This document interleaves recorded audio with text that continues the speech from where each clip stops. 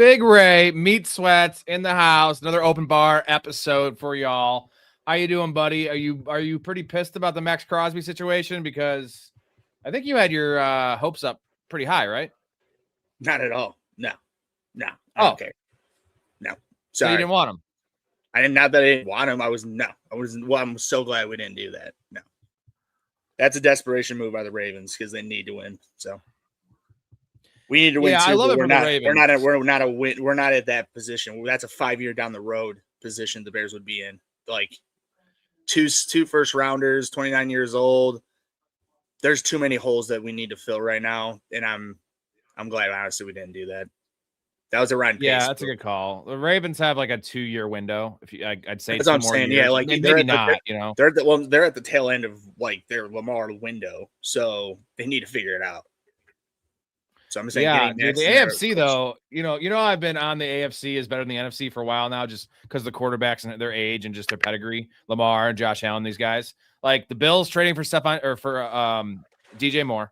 Now you have the Ravens making this. This is a splashy move that's gonna hurt them in 3 years, but it's definitely gonna help them so much next year. I mean, me and Nico last night went over it. They have not had a pass rusher like their best pass rushers like Kyle Van Noy. They've had the last 6 years. And like they haven't had a guy with over 10.5 sacks since like 2019. Patrick Queen was one of their best pass rushers they had. He was a linebacker. Like they've been lacking defensive line play for a long time. Now Maxx Crosby is I think he is better than TJ Watt. Me personally, I think TJ Watt's overrated. I think that Maxx Crosby is up there with sorry, I'm thinking every time I hear Watt, I'm just thinking JJ. So when that's I was like, oh wow, okay. No, who would you rather have, TJ Watt or Maxx Crosby for next season? Yeah, Maxx Crosby because he's more well-rounded. TJ Watt is, he is good, obviously. I mean, he's a sack machine, but his game against the run is not as well-rounded. Like, Maxx Crosby is a more well-rounded end because he's a defensive lineman that you need to game plan for because he can do everything. You know what I mean? Like he can get to the quarterback and at any doing all things for power rush and he's more of a power rush guy, but he can also do finesse moves. And on top of that, he's great in the run. So you have and he's big. So I mean, also if he's not getting there, he's gonna put his hands up and block the ball. So he plays every single snap too, yes, which is it's one thing to play every snap on the Chiefs. You play every snap on those Raiders teams. Like they're on the field the whole game. You know what I'm saying? They're on the field so much, doggy. So. The fact that he has stayed relatively healthy, and then even when he's hurt, it's like a St. Brown situation. St. Brown gets hurt, but he plays through injuries. Maxx Crosby, literally, the reason he left the Raiders is because they told him to sit down because the season was over, and he had a fucked up MCL. Like, that's the kind of guy Maxx Crosby is. That's why this is a great trade for the Ravens, because culture, this is a locker room guy, this is an effort guy, and this is also a superstar. So you get all those three things. And win now situation, like the AFC is bonkers right now, man. And the Patriots better do something because they could be almost like last year's Washington Commanders. Like I'm not gonna say they're gonna fucking miss the playoffs. No, right. 5 wins, but hey, I mean, dude, if Drake May got hurt, just saying, their offensive line is not great. You have all these pass rushers in the AFC. You have all these awesome quarterbacks in the AFC. It's gonna be interesting. So show us what you're eating today, Ray. Let's do this early. Well, I just want to say real quick with that.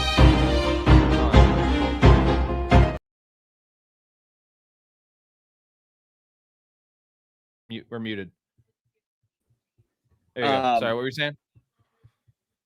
No, just going off of what you're talking about with Maxx Crosby, he is a guy like when you like in Madden. I'm sure you haven't played Madden in God knows how long, but like they have a thing called like an X Factor. So like that person, like if you do a certain amount of plays in a row at any position except O lineman, I'm pretty sure, you get this X Factor, which basically makes you like, it's like Madden, or I'm sorry, NFL Blitz Fire. You know what I mean? Per se, for lack of a better term for you. Yeah. And I'm saying that's the type of player that Maxx Crosby is. And, it's like, I really wanted the Bears to get him. It's just the fact that like, if we didn't trade DJ Moore to the Bills, and if it was like a DJ Moore and this year's first with a fifth, and then we got nothing back, we just got Maxx Crosby, or if it was a third instead of a fifth, I would probably be okay with that. But like if once we traded DJ Moore, I knew we were not getting him because they wanted a player back. I know. Do you agree that the back, Cowboys are now going to side Trey Hendrickson because the Cowboys were the other team? They were offering a 1 and a 2, and Jerry Jones hates getting one-upped, and like they desperately need that kind of player because like their window is like the Bears have a way longer way more open window than what the Cowboys do. The Cowboys, like Dak Prescott's getting up there in age, and they're still salty about the Micah Parsons thing trade there in Dallas. Like all the fan base, I'm talking mostly, and Jerry Jones wants to fucking make a splash, and they're gonna sign Hendrickson. Why? They have to. But it's just dumb, dude. Dumb. Like you had Jerry the guy. Jones. I understand. Jerry Jones you is had very the dumb. guy. Of course he is. I'm just saying you had him. Like you had the guy there. You had the generational pass rusher that you drafted in your house. And now you're gonna now what you know exactly what he's doing is the long runaround. You know what I mean? It's the race story. Instead of just getting to the point, you did the long runaround to get back to the point. And the point starts with him trading Micah Parsons, and then runs. I found Jerry Jones sports drink. I found Jerry Jones sports drink. Here yeah, Dad, you need some of this.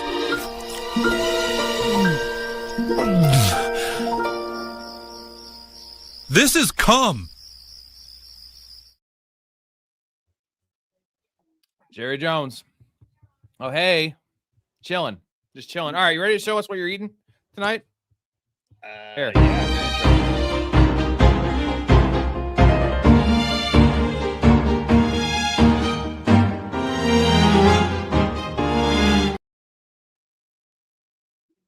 Is it something similar to what I have in the graphic there? Wow. And you have another plate? There's 2 plates? Sorry, I muted myself because I had the tinfoil on there. I didn't want to crinkle. So we got a giant ass steak that's very, very juicy. And then we have, holy shit, that's a meal in itself. What is that? Potato with some butter, cheese, sour cream, and chive, and some little Cajun seasoned garlic, green beans. Oh, you got to cook for me one of these nights. And then you got to cook for me. Grilled mushrooms. Mushrooms. Fuck that shit. With a fucking steak, bro. Of course. All right, guys. I would more than happy to cook for you and Erica one day, but just got to make it happen, Kevin. All right. 10 minutes in the show. Format of the show for Open Bar. We do an hour, and we will go as long as you guys want us to go based on goals being met. We're gonna do an underdog draft later if we get enough. So 30 total likes, subscribers, and super chat dollars. And we will get the underdog draft fired up. We'll do a couple more after that, as much as you guys want. If not, we'll just do an hour, and then me and Ray will be back on Monday for a movie Monday, as well as some free agency talk. We have a lot of stuff coming up next week, guys. Free agency it's starting, man. The NFL is. We were talking about it on the show the other night about just how the young GMs are just like really aggressive, man. And all these GMs, they don't give a fuck about picks. They don't give a fuck about money, salary cap. They're just trading. They're just trading everything. I mean, and I love it. It's how I manage fantasy football. Can you tell me what Les Snead had on his shirt? Did you see this? After they won the Super Bowl, because they won it last year, not this year, right? Last year they won. Uh-huh. Yeah. So at the parade, he had his shirt that said "fuck draft picks" or "fuck your draft picks." Dude, I mean, look at the Rams. Like, remember when the Rams? But they went all in. But dude, before we go any further with this conversation, the Rams team right now, as we look at it, is the reason they're good is because of draft picks. So it's just because they hit on their draft picks, but like they didn't have any. Remember, they didn't have a first round pick for 4 years straight. That's my point. Like, because they went for Matthew Stafford, they threw it all. They went for the Hail Mary, and they won. Honestly, like one Super Bowl is all it takes in my eyes. Like, and it's so messed up because it's so much different than all the other sports, but not even honestly. Like, if Charles Barkley or John Stockton won one, NBA championship, one is enough. Yeah, Should be. Did you hear what Jerry Jones said about like he doesn't just want to win one? Like, dude, win one first, Jerry, before you talk about like winning a second one. Get to like, the NFC Championship, Jerry, because you haven't gotten those in the 90s. Yeah. Make the playoffs first. Like, you know, he's talking about like getting laid before we even talk to a girl. Like, maybe talk to a girl first, and then you can get to that stage. But like, you just can't. It's just Jerry Jones is such an idiot. I don't want to sit here and bash Jerry Jones the whole show, but it's very easy to do. He makes it very easy to do. Oh, dude. I mean, it's just one of those things with him is that you shoot yourself in the foot over and over and over again. Because honestly, dude, he's not a complete idiot. He like really isn't. I mean, he brings in good talent. It's just once he gets the talent, that's like where he fumbles it all. After the rookie contracts, to be honest, like, I mean, not everything. He has some really bad draft picks over time and this and that. Like, I'm not going to sit here and say he's the greatest, but he does have some really good draft picks and stuff. It's just like when the time comes down to money, holy hell, just fucks it all up. Yeah, he ends up fucking himself over by like not signing these guys right when he can. Correct. And he lets it wait and lets it wait. And he's going to do the same thing with Pickens. Did it with Dak. He did it with CeeDee Lamb. He did it with Dez Bryant. He did it with Zeke. Somehow the only one he ended up paying like early, which was wrong, was Zeke. He gave Zeke that giant contract. Like that's the one guy you're going to pay a running back that has all this. You ran the guy in the ground for 6 years. Pegged him, bro. Just Jerry Jones. What a clown. All right. You want to talk some free agency? Guys, get your questions in. We're going to talk some free agency in the meantime, and let's talk about the quarterback situation. So Daniel Jones, I crossed off here. He's transition tag. So Daniel Jones, he's transitioning to be trying to be a good quarterback. Yeah, he's trying. After injury, he was pretty good. So I want to hear your Malik Willis take. Dolphins are the most obvious choice for him, but they're so far away. I think they should just like punt the season and not sign anybody. Jets, I feel like Jets, Dolphins, Falcons, Cardinals make them for Malik Willis. So out of those four teams, like I think the Falcons make a lot of sense because that offense would work awesome with the super mobile quarterback Bijan. Drake London's a big body, so you don't need to have the most accurate quarterback in the world. So I think it's going to come down to Dolphins, Cardinals, Falcons. I think the Jets are kind of out of this debate, but what do you think? So I like Malik Willis. I just honestly think this might be fool's gold. It might be a Matt Flynn situation, to be honest. Like, I understand Matt Flynn was a much more just straightforward pocket quarterback and couldn't do shit outside of that, where Malik Willis is a hell of an athlete, if we could call him an elite athlete, which he is.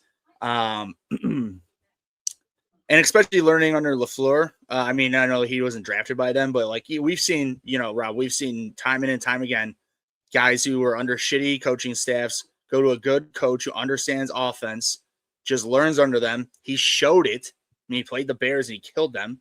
I'm just not going to be shocked. I'll just leave it at this. I like the guy. I just won't be shocked if he just flops like a floppy dong, like he probably has.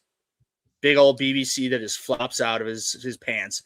But I'm not saying it's 100%. I'm giving him probably like 60%. There's 66, 20, a 3% chance he fails. But I'm with you. I think, dude, if you went to the Falcons, that would be really nice because like they could do. I don't know. I'm sure you might hate it, but they could even do like speed options with Bijan. Yeah. You know what I mean? No, I think the Falcons is the best destination for all things considered. Fantasy wise, I think I would say the top three teams I think are Dolphins, Arizona, Cardinals, Dolphins, and Falcons. Browns might be a deep runner. We got to hope he doesn't go to the Cardinals, though, for the fantasy value of the receivers there and Trey McBride, because I don't want Malik Willis there, and it's going to destroy Marvin Harrison again. Michael Wilson won't really be viable, and then Trey McBride, maybe he would say the same. I just feel like the passing volume would go so. So that's what I'm saying. You don't believe him as much of a passer, like he's more of these. I love Malik Willis coming out of college. I loved him, and like I got crucified. He was Ole Miss, right? Saying he was Ole Miss? No, he was let me see. He was a small school. Was it Boston? It wasn't Boston College. Let's see here. Malik Willis, Liberty. Liberty, yeah, it was a small school. Okay. I loved him coming out, and I couldn't believe he fell to the third round because he was like the second highest quarterback ranked. I actually liked him the most. Oh, he did play at Auburn though. I mean, at least that was something. But he got drafted out of it. Well, he played 3 years at Liberty, so yeah. And I love the player, but like, after the Titans stints, it was really rough, and like I got crucified for my take. And all that being said, I love the talent. He has the tools. He's a shorter guy, but like you can move the pocket with him. He's 4.4 speed, super athletic, super thick, really, really, really strong arm, and relatively accurate. That's a nice muscly throwing arm you got there. Thanks. Got a nice tip for you right here in my pocket for my arthritis. Why don't you reach in there and fish it out for yourself? Have you, by chance, seen the TED series on Peacock? Is this right? I don't think this is right. AJ Brown is now a Chicago Bear. I don't think that's right. Shut the fuck up, Philly Mike. Yeah. Actually, if it was 3 he's seconds, he's trying to you should rile the ray up. You would be celebrating if it was 3 seconds for AJ Brown. That's amazing. Last thoughts on Malik Willis, though. So I've been making this point the last couple of weeks. It's like, why wouldn't we then believe in why wouldn't we believe in Will Levis? Why wouldn't we believe in Zach Wilson? Why wouldn't we believe in Anthony Richardson? If we're gonna pay Malik Willis $30 million, like and anoint him as a starter somewhere, and he's the guy after 5 games in Green Bay over a 2-year stretch, and like throw out what he did in Tennessee is what everyone's doing. Like, then why can't we throw out Anthony Richardson in Indy at 20 years old? Why can't we throw out Zach Wilson in New York when he was 21 years old? Why can't we throw out all of those guys that have flopped, right? Like, let's throw out their bad, first and second years and give them a chance, because like Will Levis actually has better numbers in Tennessee than Malik Willis did. So like, but no one's talking about Will Levis. Like, I think Will Levis is a better prospect than Malik Willis. He was drafted higher, and he's just not talked about at all. So I just don't understand. Though? Like, I mean, really? Will Levis is definitely a better prospect than Malik Willis was. He was, but I'm talking right now. Yeah. You'd rather just pay Will Levis to like nothing to just throw him a bone to try out than pay Malik Willis all the money? I mean, I'd rather have Malik Willis in a vacuum, Ray. But what I'm saying is, if I'm going to choose Malik Willis, we're talking about a team like the Jets or a team for the like money. That's Dolphins, what I'm saying. Right? For the money, you would just rather just throw the bone. If I could, a 6th-round pick for Will Levis or $30 million for a year for 4 years for Malik Willis, like, they're both uncertain. Is my point. They're both uncertainties. Well, we like, lived give this me the as guy Bears that's fans, so I'm not going to disagree with what you just said. Okay, we've lived with giving shit ass quarterbacks a lot of money to do nothing. So yeah, and Bandit, fuck Kyler. Dude's a bum. Hey, I have a lot of hope for Kyler, man. I know you do. You're going to draft him as high as a kite. Oh, I'm actually saying I think I have some hope for him in real life too. Like, I definitely have a lot of fantasy hope for him because where he's getting drafted, like, I love it. Like, he's down to quarterback 22 now, an Underdog. He was quarterback 25. Like, I love it. Hey. Oh, hi. She's staring at the steak. I wonder. Yeah, of course. She thinks some fucking very well behaved though, because that's a fucking meal and a half, dude. Dude, she's tired as she's going. She's just just wanting that steak. Come on,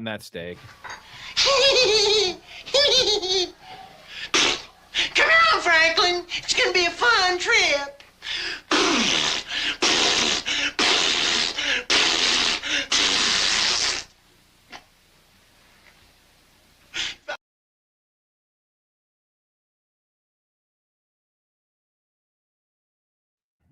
I'm muted. All right, so you have no hope in Kyler. Like, what about fantasy? Let's say Kyler goes to. I wouldn't say no hope. It's just like, if a team is bringing him in, thinking they're gonna get his MVP level of, was it 3 years ago now? Right? No, 2021 was his awesome year. Okay, so we're going on 6 years removed from that. I understand nobody's really expecting that, but. No, I mean, I had him in fantasy this year. He sucked. So I watched him a lot. He needs the perfect situation. Now, admittedly, to be honest, if he were to go and this is me I'm not trying to be a hater because I don't like the guy. Like when I say this, not as a guy, like I'm sure he's a pretty nice person, just as a football player, because I don't like his commitment level and all this and that, and just his ability. But I will say this being non-biased. If he were to go to the Falcons or Minnesota, first off, Minnesota, as much as I do not want to admit this, Rob, I don't know if you know this, if Minnesota beat the Bears when the Bears got that last-second field goal with Devin Duvernay's return, they would have won the division. You know that, right? Mm-hmm. Yeah. So I'm just saying, I don't think a lot of the average people know these things. And for our audience, I'm not trying to say you guys don't know this. It's just, I'm just saying, like, when I talk to my friends who don't know, like, that much about football, like, is all of us, they don't know this shit, which is just insane to think that with the shit-ass quarterback play they had, they were that fucking close to get into the playoffs. So you add in Kyler Murray, who's healthy, in a dome where the only play he's outside will be, whatever road games he'll have, and then interdivision 2 outdoor games for the Bears and Packers, which, maybe he's horrible in those games because he can't take the cold. That's 2 out of, 17 and, whatever road games you get. So I'm saying, like, him being indoors, that really helps him with both the Falcons too, especially if he goes to the Falcons being more south, being the more warmer region down Easy there. division too. Right. So I'm just saying, I like him being indoors and just not and being in a better coaching situation. And especially if he goes to KOC, as much as I don't want to admit that, I wouldn't be shocked if he at least did a top 15 performance. You know what I mean? Upwards of 12%. Let me ask you this. This is a good one. So we're just talking about Malik Willis. Now we're talking about Kyler Murray. Let's talk about these 2 destinations in particular, the Falcons and the Vikings. Who would you want for just this next year? Let's just call it next year, right? Because the future is never sold to us. It's always uncertain. You want Kyler or Malik Willis in either of those teams? Like, who would you choose? Just for next year? Like, yeah, just for next year. Yeah, I hate to say Kyler. Take away the contracts. Take away all that kind of stuff. I just said it. Yeah, Kyler. I hate to say it. So, and this is the reason I'm saying Malik Willis shouldn't get paid $30 million. I agree. Because the Cardinals are a destination for Malik Willis. And we just saw Kyler Murray not be able to even sniff 6 wins, right? And like you could say that Brissett played better. Yes, he did in terms of stats. They actually won less games with Brissett playing. So that's why would we want Malik Willis if Kyler didn't work?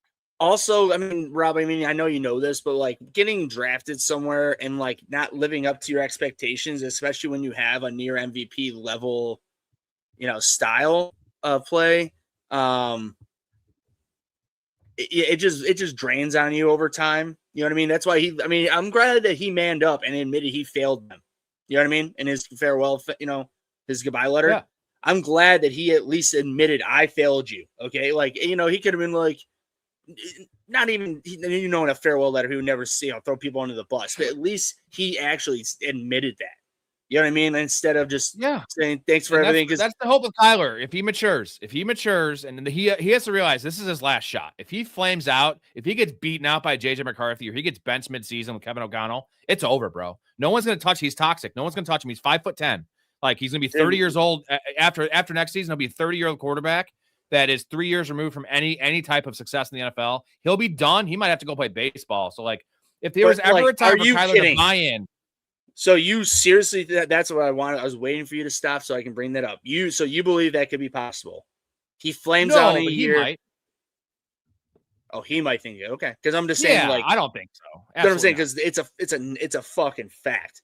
After 30 years old, your swing progressively gets slower because you're just not fast enough. Yeah. So I'm just saying, and he's 5'10".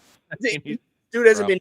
Well, being 5'10" honestly probably helps you just because you're more compacted, like quicker swing. But instead of like Aaron Judge, who's 6'9", but like he's also a fucking chiseled giant. Dude, 5'10" small, man. I can think of a couple players like Dustin Pedroia off the top of my head, like guys that are that small. It's rare, bro. It is rare to be that small. We got Dakota in here. They live, they drinking. It's the Professional Fanatics. Join the squad and tap into the Discord, homies. Appreciate you, Dakota. He is a professional fanatic. Welcome to the Professional Fanatics live stream.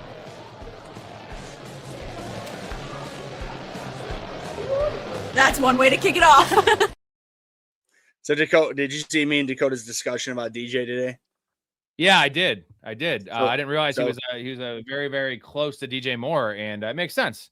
But I'm saying, so I like, love what are DJ your Moore. thoughts? What are your thoughts on just the whole trade itself? Like, Ooh, man, I like it for both sides. Honestly, we had the depth. You know, we have Loveland. We took Burden when we probably shouldn't have. So like, we took luxury picks there at offense. So we need to have those guys flourish and grow. With DJ Moore just kind of clogging up the offense. I love DJ Moore. You know, I'm the biggest DJ Moore fan. The problem with DJ Moore is he doesn't work with Ben Johnson because Ben Johnson's a drill sergeant, and DJ Moore is great at getting open. He's elite at getting open, elite ball skills, elite speed, even at his age. DJ Moore is he doesn't run the crispest routes, right? He's a kind of a floater, and that doesn't actually work that well with Caleb. It does with the stuff that's off script, but on script, Caleb needs as much on script stuff as you can get because he's so inaccurate. And I feel like going to work really well with Josh Allen because Josh Allen is not an on-time passer.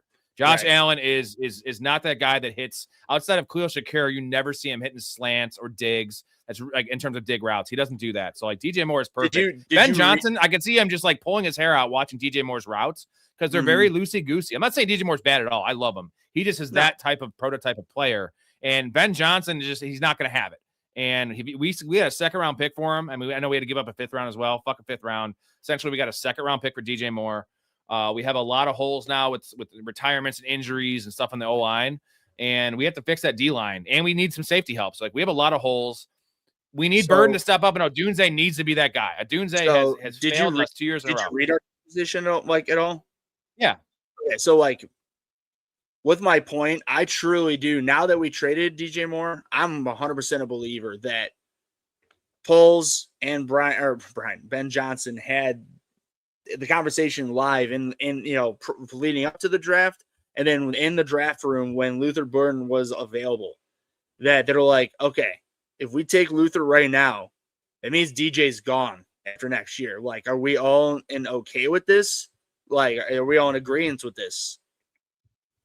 I'm pretty damn positive that had him in some along the lines of that conversation because they don't take Luther Burden with DJ Moore having that extension without thinking that they're going to, not trade him the next season, no matter what. Because clearly, I was telling Dakota, this guy, I will love DJ Moore till the day I die, dude. I was at that Bears game, him catching that touchdown. That is a moment. I can have fucking dementia for, shitting my britches and pissing myself all day long. I'll still have that memory in my brain. Okay? Multiple. Also the other other Packers game. Two of them. Like two of the best, I would say two of the biggest 15 or 20 plays in the NFL all year. Not to mention just for the Bears. But also, I was just saying that I'm just saying that, like, I was telling Dakota in the Discord, and everybody, this is why you need to get in the Discord if you're not, because you can have these great conversations. Me and Dakota, we weren't arguing. I was just telling him, I'm just, in my opinion, that when you draft a receiver top 10, Loveland top 12, and then Burden second round, all within 2 years, and you have a guy who's getting paid big money, it's a lot of averages. Cole Kmet's making a lot of money. Is that you're referencing? Like, we have two tight ends, and like DeAndre Swift makes decent money. Like, we just have a lot of weapons. That's not our biggest issue. If it was a third round pick, I would be less inclined to say we won the trade. I don't think either team won the trade, to be frank. I think that it was a wash of a trade. It was a good trade. You know what's funny, though? We got essentially a second rounder for DJ Moore. I know it's a different situation with Randy Moss and with the Raiders. I think they got a fourth rounder for Randy fucking Moss. And then 1 year later, he breaks the all-time receiving touchdown record, single season record. Like, Al Davis just wanted to get his toxic ass out of there. But that's the thing I was trying to tell Dakota too. Like, hold out and get more, dude. Fourth rounder for Randy Moss in his early 30s. He was like 31. But I'm going to tell you right now, like, if there's a winner or a loser, I believe the Bears are the winner in that, because DJ Moore's numbers are declining. He's 29 years old. He's got a big contract. I mean, it's just going again, because that what I said in the chat to Dakota. If DJ Moore, if right now as we speak, he's not a top 10 receiver, and if he was a Hall of Fame level talent, progress well into their 30s. DJ Moore's not. He may be a Hall very good, or just be a good, just a good overall NFL player in his career. I just think that I think it's better to get rid of a guy a year early than a year late. I'll just leave it at that. 100%. And one of the issues with DJ Moore is he's not the oldest guy in the world, but he's been in the NFL for a while because he was 20 years old as a rookie. So the guy's got a lot of doesn't credit. miss. I know he's not a running back, but like he doesn't miss games, and I respect the fuck out of him. No, I love DJ Moore. No, funny stat that Nick O brought up yesterday with the acquisition of DJ Moore, and they're paying Josh Palmer all that money. Like when I say all that money, like I think it was a $40 million contract. Second or third highest. It's the same as the Bengals. It's the same as the Bengals receiver. Yeah. Yeah, so T. Higgins and Jamar Chase equal fucking Khalil Shakir, DJ Curtis Moore. Samuel. No, they cut Curtis Samuel. Oh, they did. They did. Wow. Yeah. That was DJ Moore's best buddy.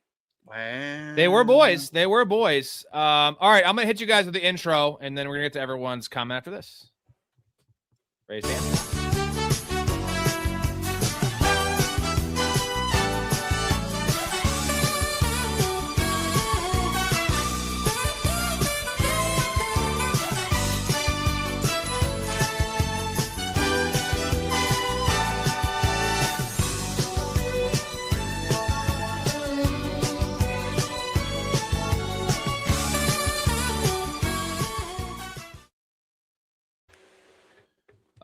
All right, guys, we have an announcement to make. 2 announcements to make. One announcement is we will do an underdog draft when we get to the goal. 30 total likes, subscribers, and super chat dollars.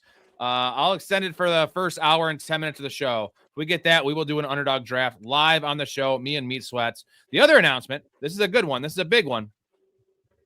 Derek Richardson, the newest Fanatic member. He upgraded his membership. He is now in the Dynasty League. Appreciate you, my dude. We owe you a beer chug. The Fanatics are growing. That's a big group right there. So if you want to support the show and get in the community, more importantly, get in the Discord, talk ball with us, play our community fantasy leagues. The Dynasty League is full, unfortunately. We might have one spot open, but either way, we're going to have 5 or 6 redrafts in August for you guys to play with us, play with Ray, play with Storey, play with all of the hosts of the show, as well as the rest of the community. Guest appearances on the pod. If you guys want to be on the show, would love to have you guys on the show as a guest.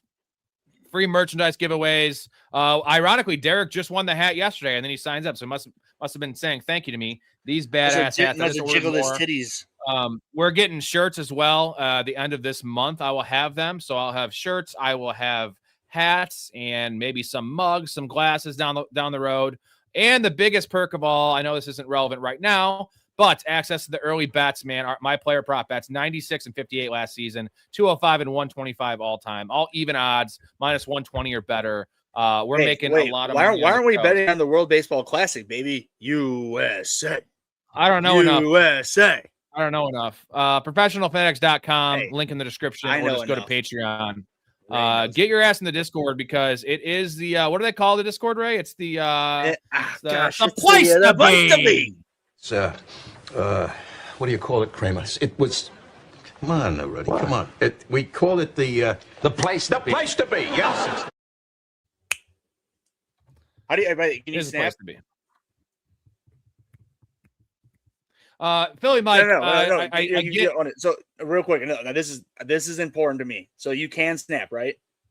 Yeah. So how do you snap? Like this? With on your middle finger? Yeah. Yeah. See, and so you hear that? Uh-huh. I do on my ring finger. Oh, sounds pretty good.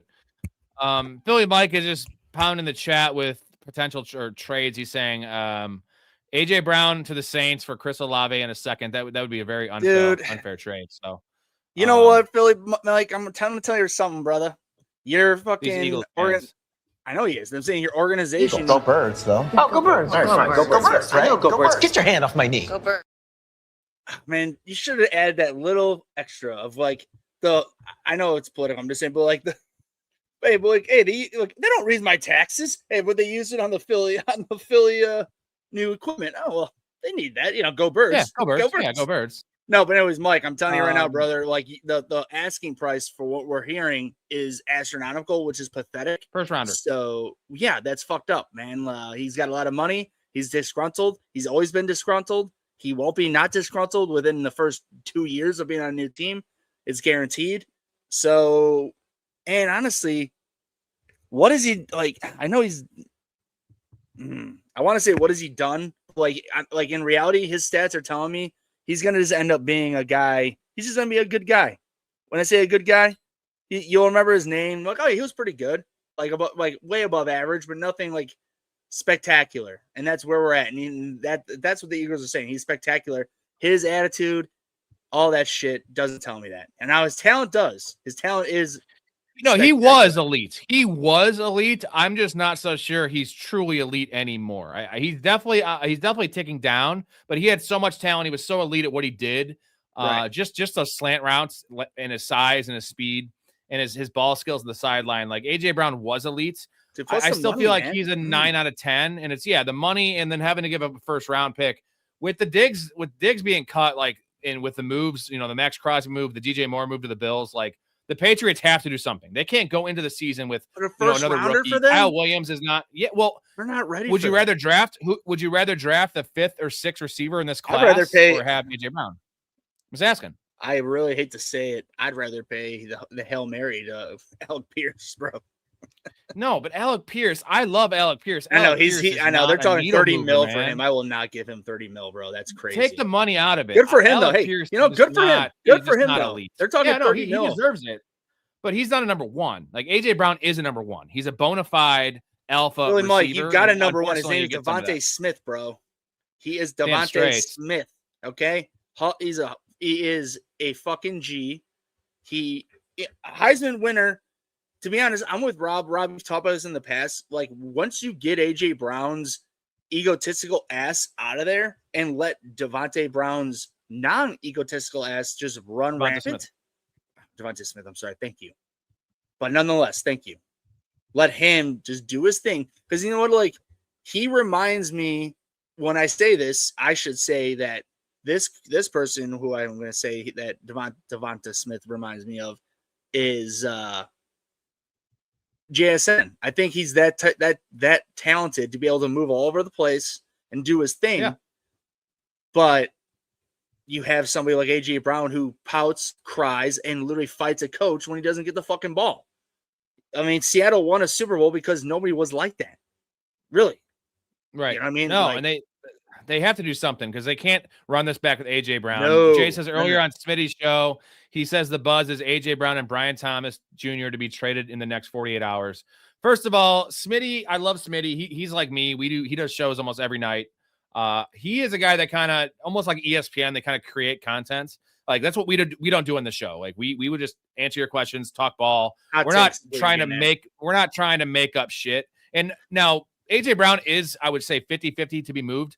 Brian Thomas, there's a 10% chance he gets moved. The only way he would get moved is that they could get like a second rounder for him. Mm-hmm. And I guess the upside is that this regime did not draft Brian Thomas, but I don't think you're getting a second rounder for Brian Thomas. At best, you're going to get like a late second rounder. And like, right. Travis Hunter's hurt. They're talking about moving him to defense. Like they need him because they don't have anyone that Jacoby Myers is not an X receiver. Right. Parker Washington. I remember they're moving him to offense. Travis Hunter. No, the reports have been he's going to be primarily a defensive player next year. I mean, these reports are also just bullshit, but I'm saying that's the only thing I've heard this year. Right. I know in terms of this offseason is he's going to be a defender primarily and then sprinkled in an offense. But like Parker Washington, not an X receiver, not an outside receiver. They don't have an outside receiver. Brian Thomas, like they would be trading him just for the sake of trading him. Where like the only issue was some on-field performance stuff and some health stuff. AJ Brown, declining player. Locker room problem with the coach. I'd rather have DJ Moore, to be honest, bro. The thing. I'm just saying, comparing AJ Brown or DJ Moore, give me DJ Moore. DJ Moore has shown up in those clutch times. AJ Brown in those clutch times with the Eagles is poo. If the Bills win the Super Bowl, DJ has 1,300 yards receiving. Who wins the trade? Well, the Bills win the trade. It's the same thing as like this is okay. Can you tell me, DJ, Dakota, who the hell had 1,300 receiving yards the last time with Josh Allen? And if it was, it was Stephon Diggs. That was a complete prime Stephon Diggs, and a prime Stephon Diggs at the same age compared to DJ Moore is way better. Now leave it there. It's in the realm of possibility, though. I'm not going to poo-poo the comment. I'm not trying to. Because Dakota's the one Bills would win the trade, friend, and it's or, the comparison is their comparison is the Matt Stafford and Jared Goff trade, right? Yeah, I get that. So both teams actually won that trade. But if I had to choose one winner, it's going to be the Rams because they won a Super Bowl. But like Jared Goff, like the fact that they got Jared Goff and a bunch of picks, like for an older quarterback that they probably weren't going to win with at the time, it didn't appear they're going to win with him. So they just like took a flyer on Jared Goff, who had some really good pedigree from a first overall pick. But if the Rams had won that Super Bowl, I'd say Detroit would have won that trade, right? If it wasn't for the one Super Bowl that the Rams won, Detroit wins this trade. If the Rams were a consistent contender to get to the Super Bowl, no, it's a wash because that's what the Lions are. But they already were a consistent contender. You know what I'm saying? Like Detroit built their franchise and all this talent from that trade, right? No, because they made the trade to get them over the top, and it did. If it didn't, it was a fail, and that's fair. Get a call. Right, and that's the thing with the Bills. If the Bills don't win a Super Bowl, the Bears will have won this trade, or at least if they don't go to the Super Bowl, if DJ Moore doesn't dominate. You know, Dakota hates Josh Allen, so this is interesting. He's got his lover boy and DJ Moore there, and he's got his enemy throwing him the ball. This is great for Josh Allen, though, and also great for Josh Allen's fantasy stock. How could you hate Josh Allen, bro? Like, he doesn't hate him; he just thinks he's overrated. No, Dakota. I don't agree. DM me on the Discord as we have. Just tell me why you think that, because I don't know. He's won me a lot of money, and let me tell you, he's better than I don't know what the percentages of top 5 of 5 out of 32, but whatever the hell that percentage is, he's that better percentage of NFL quarterbacks. So I mean, he's better than Lamar just because Lamar sucks in the playoffs and Lamar's elite. Okay, so just off the top of our head, Rob, and just no order. You know, so we got what? Top 5 quarterbacks right now. Well, it's Mahomes. Mahomes just based on the winning, but for me, it's Allen first, Mahomes 2, or Mahomes 1 and Allen 2. That's it. I'm with those two. That's a teardrop. And then I love Joe Burrow, but like I would say doesn't play Burrow. football, So if those two are 1A, would Burrow be the 1B and he'd be the only 1B? I mean, no, I'm gonna put Matt Stafford ahead of Burrow because he won a Super Bowl and he's been so good. The problem is he's old, but just for like next year purposes, like Matt Stafford might be ahead of Josh Allen for next year, right? Just because of what he did last year. But like after that, the conversation goes to Lamar, it goes to Joe Burrow. It goes to, the young guys like Drake May and Caleb. I'm not remember how everyone was putting Jaden Daniels in the top 5 discussion after his rookie year? Dakota. Like, I'm not doing that with Caleb. I'm not doing that with Drake May just yet. You got to earn your stripes. At least I guess Drake May went to a Super Bowl, but like that was a fraudulent fucking Super Bowl appearance and they got exposed. Like, that was, if he went through really Josh Allen, Mahomes, Lamar, and Joe Burrow.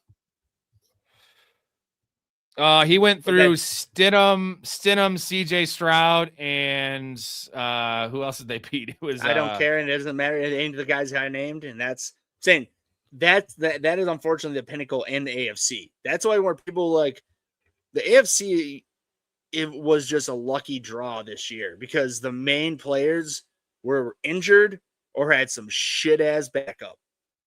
Yeah.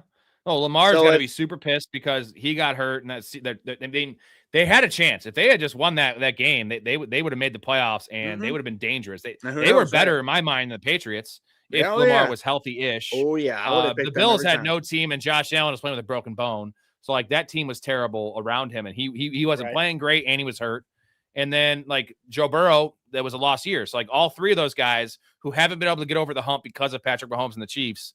This was the perfect opportunity. It's just like so funny that happened and none of those 3 teams went to the Super Bowl. Like that's a damn shame. And I think they have one more year. I think the Chiefs might still be 1 year away just based on their cap issues. Mahomes coming off the injury. As much as I'm not going to say there's no chance. As much as it is a shame, I'm not going to disagree with that statement. I do feel happy for Sam Darnold. Because I'm going to say one thing about Sam Darnold. Do you remember watching Sam Darnold as a rookie at USC and how good he was? I'm saying a freshman. Yeah. I apologize. Yeah. And like he looked like the prodigy then. Okay. I mean, I'm saying, right? I mean, I'm just saying, like everybody, it looked like it. Like as a freshman at USC, he was fucking unreal. It was like, holy shit. Like eye-opening, like, holy hell, this guy's awesome. and he didn't live up to his expectations after that.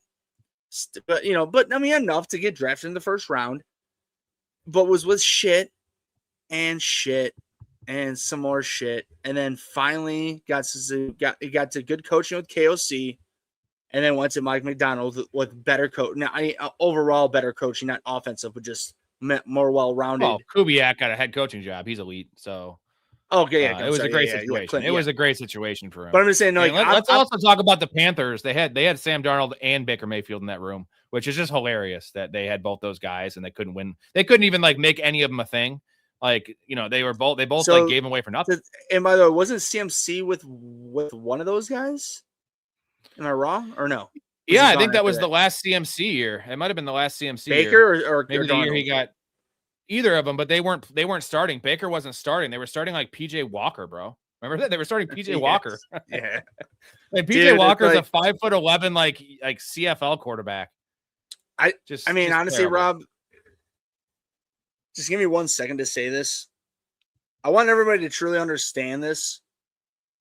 When we all watch football and you see a player, a team, and you think that they, like on paper for Madden, for instance, just in general, and you look at this and you look at a team and you're like, holy shit, this team should be at least decent. When I say decent, 500. And then all of a sudden, or it could be good, above 500, 2 to 3, 5 games if they're really, really good. Everything works out for them. And then the team plays and then they're 5, 6, 7 games under 500. And you're like, what the fuck happened? And it's like, to be honest, everybody, one of my main point of what I'm getting at is coaching. And honestly, in the 4 major sports that we watch, I really, truly believe that for sure NFL matters no matter what. Honestly, I think baseball could probably be done without it if it really could, one sport. And also, be honestly, basketball. Hockey, I think hockey really helps. But the other 2 sports, if there was no fucking coach, the best player on the team could be the coach, to be honest. But in football, now with Ben Johnson coaching the Bears, it's not even in question to me. Because the last time the Bears were a professional team was under Lovie Smith, and that was 2010. They fired him at 10-6. We were all like, fucking, we're sick of him. We were sick of going to the making the playoffs and losing, but then what happens after that? And that was the whole LaFleur thing, firing LaFleur for the Packers. Don't do that. He gets you to the playoffs every year, and he does have some questionable stuff in the playoffs, but who doesn't, right? Every team's gonna have questionable shit in the playoffs except for the Chiefs and the Patriots. Literally, because they're the only 2 teams that have been sustaining Super Bowls, right? I guess you could say the Eagles, right? Maybe the Eagles, but Sirianni's a clown. Let's get to these comments. No, but I just want to say this more or less. This is what Ben Johnson showed me is what a real professional current day coach can do. I'm just saying, it's an actual tight run organization. Top to and in bottom, general, that's what I'm saying. Everybody, when you see these guys, I'm saying, for instance, Cam Ward, perfect example. I'm not giving up a Cam Ward. I like Cam Ward. He just had some terrible coaching. You know what I mean? Guys like that, and Sam Darnold in the past, you got to give them time. You can tell right away. Zach Wilson, Mitch Trubisky, they don't have it. Okay, easy examples. Hey, Sorry. don't slander Big Mitch. Let's do a chug for Derek. I know he's probably not in here, but whenever anyone signs up for a Fanatics tier, we're gonna give him a chug. I'll do a shot as well, and then answer some more questions, guys. We only have 9 likes in this video. Hit the like button, subscribe to the channel if you have not. We need 30 total likes, subs, and super chat dollars. We will do an underdog draft and maybe another one after that. So we would like to do that. Ray's bending over. We love seeing that. You guys can actually hop in the draft possibly with us. 30 total likes, subscribers, super chat dollars, and we will do a underdog draft. Here you go.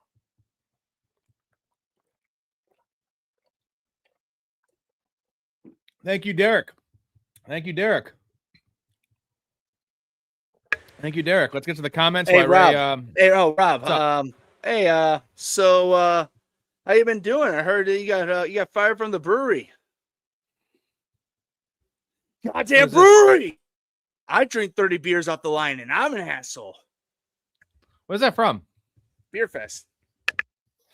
Oh, you always quote it. I can't quote that movie. I've seen it, but Alec Pierce, the Patriots. That we were talking about that earlier, Jay. It's going to be a lot of money. They're going to be forced to do something if they don't get AJ Brown.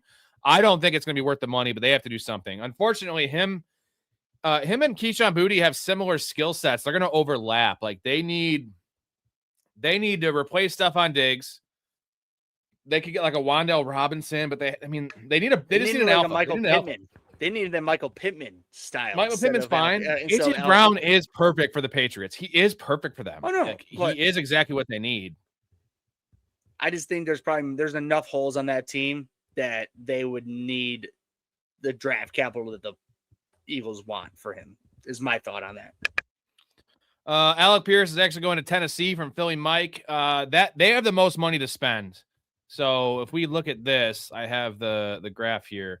They have the most money by a long shot. Let's see, it's hidden by it's all the way up there. They have over $100 million to spend. So they're gonna make it. They can afford to overpay him. Unfortunately, I actually like Alec Eilmanor, and that's gonna kill Eilmanor. Not that updated. So okay, I was saying the Bears are way down there now. That's what I was looking at because I'm like, I got to get an updated one.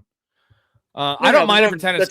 They need to get someone, and I will say I love Alec Pierce for Cam Ward because their skill sets are perfect. Like Alec Pierce is an aggressive, I think he had a 41-inch vertical at his combine, like super bouncy, athletic X receiver. And Cam Ward just throws the fucking ball up to people. So I do like that. Hey, at least this wouldn't be a replacement of AJ Brown for Treylon Burks. Dean says, how can he be overrated and have 40 total touchdowns 4 out of 4 or 5 years in a row? Only quarterback in history to do that. And Dakota says, well, I'm very big on fantasy, and actual quarterback play is vastly different. It is vastly different, but like I feel like there's a middle ground here. Like Josh Allen's numbers are probably better than he is because his numbers are unreal. Like same with Lamar, like unreal. But he's cut down the turnovers. That was the very, very disappointing part about how they went out this season in Denver was the fumble before half was just retarded. And again, I'm blaming Joe Brady for that because why are you even putting Josh Allen in that situation? I know you got to trust your quarterback to make the right decision, but Josh Allen is not Patrick Mahomes, right? He's not Tom Brady. He is prone to these turnovers and fumbles. Don't put him in that situation. You weren't going to score. That was silly as hell. But 5 turnovers in that game, very bad. Although a couple of those picks were questionable. I would agree. The Bills had their worst team since 2019 or tied for their worst team since 2019. It was not a good team. I don't know. I feel like their offensive line's always overrated. It's better at run blocking than it is at pass blocking, and they just can't protect the guy. It doesn't really matter because Josh escapes everything, similar to what Caleb does now in Chicago. Like you can't sack Josh Allen, so like they need to invest. They need to invest in the defensive front. They need to invest in some playmakers, and maybe just maybe they can have a tight end stay healthy. Maybe Kincaid can play more than fucking 12 games for once. By the way, Dalton Kincaid might be a giant fantasy winner here if Dawson Knox gets cut. I don't know if he has already. I think they're talking about cutting Dawson Knox. And Kincaid's played the last 2 seasons with MCL injuries, and he's either missed games or played through them. I think he missed games in both years. If you get a fully healthy year from Dalton Kincaid and there's no Dawson Knox, like, do I really want to take Colson Loveland 40 picks ahead of Dalton Kincaid? I mean, no way. I would almost take Dalton Kincaid in a vacuum. I think they'd be the same player. And I guess Kincaid has the injury concerns, which never goes away. But like he's going to be definitely a awesome pick at like 10 and 9. That's a guy I'm like him and Laporta are 2 guys I'm going to love taking if I wait at tight end, which I usually do. Yeah. I just think that with Kincaid, I'll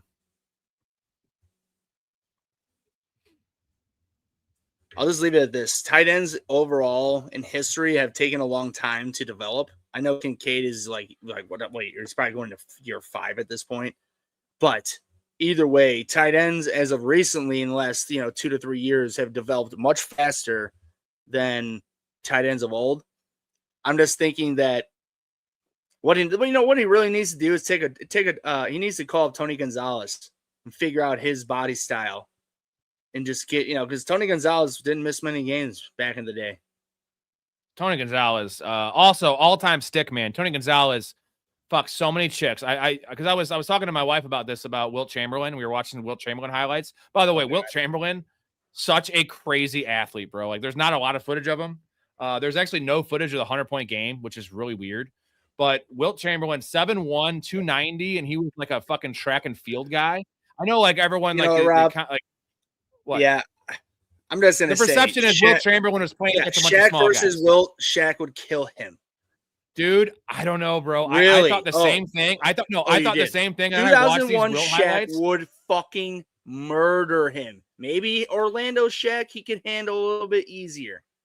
Dude, you just said 290. Again, 290? Give me a break, bro.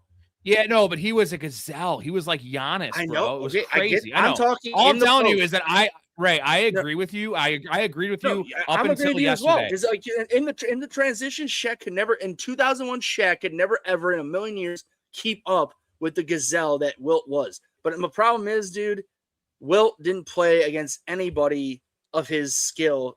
Even when I say his skill, his size. Oh, Bill Russell. Bill Russell was only 6'9", though, 225. Bill Russell. The funniest thing, Bill Russell is the same exact size as Harrison Barnes. It's documented fact. Yeah, 6'9", 225.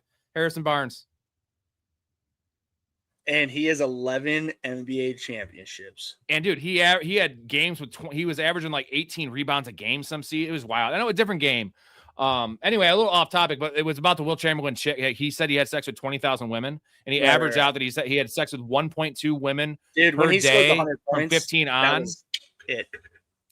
Dude, I think it was that way before that, and it makes sense. Like, it seems like a big number, but 1.2 women per day. I mean, there was a lot of days in the NBA he was probably sleeping with 3 women a day. So, like, that number, he probably didn't take any days off. No days off on this show for streams. No days off for Wilt Chamberlain. Pound and let's pussy. Be real. He probably always had a stable of 10 chicks that like he had phone numbers for, and then he'd have his hookups. So let's say a hookup for the morning, for the morning. It's you said 3 times. He would fuck the woman he hooked up for, with the night before in the morning. So that's 1. And then he would hit up probably one of his stables in the midday. No. This is not repeat. This is 20,000 different women. He wasn't going for double dips, bro. Once Wilt fucked you, he was not calling you back. Wilt Chamberlain had bitches lined up, man. It's Wilt Chamberlain. Any of these guys could hit that number. It's just most guys aren't whorish enough to do it. And Wilt Chamberlain made that his life's goal, to score 100 points in an NBA game and fuck 20,000 chicks. And that number probably isn't accurate, but I bet it's 10,000. I bet it's 10,000. Dude, there was that porn star, right? Dude, honestly, even if it isn't 10,000, if it's 5,000, that is unreal still. Do you know about the chick that banged 300 guys in 24 hours? She live streamed it. She's super famous now. I don't know her name. She's like an English porn star. Something. And now she's pregnant. Yeah. Now she's pregnant. So they're trying to figure out who the dad is. 500 dudes are getting tested, dude. Yeah, that's fucking crazy. Good for you, though. You know what? Good for you. That's impressive. Not good for her. No. That is why our society is fucking trash. You have dirty whores. I thought it's entertaining. Yeah, cool. Bonnie Blue, that's her name. Bonnie Blue. Yeah, it's entertaining. Good for her. You know what? You're an empowered woman. You know what? Empowered. You've been fucking railed by thousands. Hey, man, dudes. I think it's funny. No, actually, I don't want my sister or my wife to do it. But she's a complete piece of shit. Though. No, she's a horrible person. She should not be. No, you are the reason that. No, she's a bad person. I didn't watch it, bro. I'm not saying you watch it. You just said good for her. No, not good for her. Bad for her. She's a fucking whore. I think it's funny. She knows she's a whore. She knows she's a whore. I don't think she's trying to hide our it. society and the whole world, not just our country, is with OnlyFans has been ruined. It's she's the fucking poster boy. She's the reason. Poster girl. She's a poster boy. She's probably a fucking guy that's fucking got some. I'm fucking around, but nonetheless, she's a fucking. I was between that and Muhammad. Why the fuck would it be between that or Muhammad? Why don't you just pick a common name like a normal person? Muhammad is the most commonly used name on earth. Read a fucking book for one. Bonnie Blue. All right, the Chiefs are not going to re-sign Rashee Rice because that guy's a clown. I'm curious to see what this legal stuff happens. Now, we all know that legal stuff tends to disappear when we're talking about the Chiefs, and the NFL loves them. Although the Chiefs aren't quite the Chiefs of 3 years ago, I feel like they're old news, so maybe they do punish him a little bit more. She drank some beer. She liked it. Heyo. All right, we did get one sub, which is cool. We have 12 total. 12 total. Let's see. Sam Darnold credits Big Cock Brock for changing his career, taught him to be a point guard and distribute the football. I love that because Brock Purdy is amazing at that. Although Brock Purdy is known for pushing the ball downfield unnecessarily, but I love the name Big Cock Brock. I love it. And who also taught Brock? Just gonna leave that at that. Kyle Shanahan. Yeah. One of the goats. One of the goats. I'm not gonna sit here and disparage Brock Purdy. I'm just saying Brock Purdy, I still, for the money, I wouldn't do it. And on top of that, to be honest, I'd rather have, like, for the money, I'd just give me Mac Jones in San Francisco, but that's me.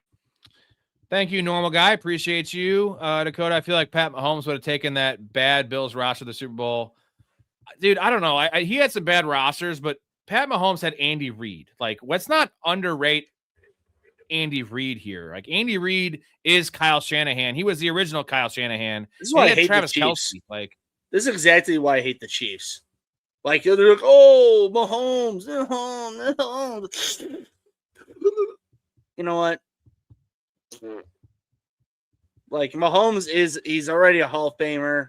He's probably already on a Mount Rushmore of most people, but you know what? Tom Brady had a hell of a renaissance on the second half of his career. Now we're looking at Mahomes, and it ain't looking so hot at the moment, so let's just see what happens. I'm not sitting there saying Mahomes ain't going to do shit. I just think this is a soft rebuild at the moment. Not even a rebuild, soft reset, if you will. Yeah. And to be honest, would you be shocked that they bring in fucking Tyreek Hill on a fucking, a big ass, what do you call it? Incentive deal? That's the key. Yeah. And he would go there. That's what they need. They need speed that can actually work. And it works for them because Tyreek Hill is going to be rough early in the season based on availability and health. That's the speed of speed. Damn, Lily loves this beer. Dean says any woman can do what Bonnie Blue did. I wouldn't say any woman because you have to be at least somment attractive. You have to be willing to be fucked by a million dudes on film, and to literally have your entire family, friends, anybody who knows you think of you as the biggest piece of shit on earth. They're just, because you're just the biggest whore. You are. She is. Dakota thought it was a solid live stream. I think Dakota watched this live. Did you watch this live, Dakota? Because if you did, that's awesome. Dakota. Hey guys, the management needs everybody to get out because they caught a guy jerking off in here, and they're gonna send in a crew to wipe down the loads. Go ahead. Dakota, you're better than that. Don't fucking watch that Bonnie Blue fucking dirty whore. I endorse it. Normal guy. I'm a Saints fan, by the way. Live in Louisiana my whole life. Saints have they're on the up and up, man. Tyler Shuck, dude. Tyler Shuck looks good. Chris Olave seems to be. Did you ever draft him? Oh yeah, it was Money in the Bank, bro. 5,000 yards and 35 touchdowns. In his heyday, like season? You know how my two names are Dirty Ray Vaughns or Greasy Ray Vaughns? Yeah. It was Breezy Ray Vaughns back in those days. Dude, Drew Brees, if you had any kind of like 0.1 for a completion, like those leagues, Drew Brees was like pocket passer leagues. Drew Brees just destroyed the competition. And I didn't realize he played 20 seasons. Like, what longevity. And the funny thing is that Drew Brees, his career was looking like it was on the outs when he had that shoulder injury and the Dolphins signed him and then didn't sign him. And then he went to fucking Sean Payton in New Orleans. And the rest is history. So you know what happened there, right? With the Dolphins thing? Medicals or no, was that the coach, right? Oh no, you had it. It was both. Saban was, and that was when Nick Saban was head coach there, for that short amount of time. He wanted Drew Brees no matter what. He didn't give a fuck what the medicals said. He wanted Drew Brees. And then the medical team said, we're not too sure about it. And the front office said, yeah, we're not doing it. And then when they said, they're like, yeah, we're not trading, we're not signing, whatever it was. I think signing him, we're not signing him.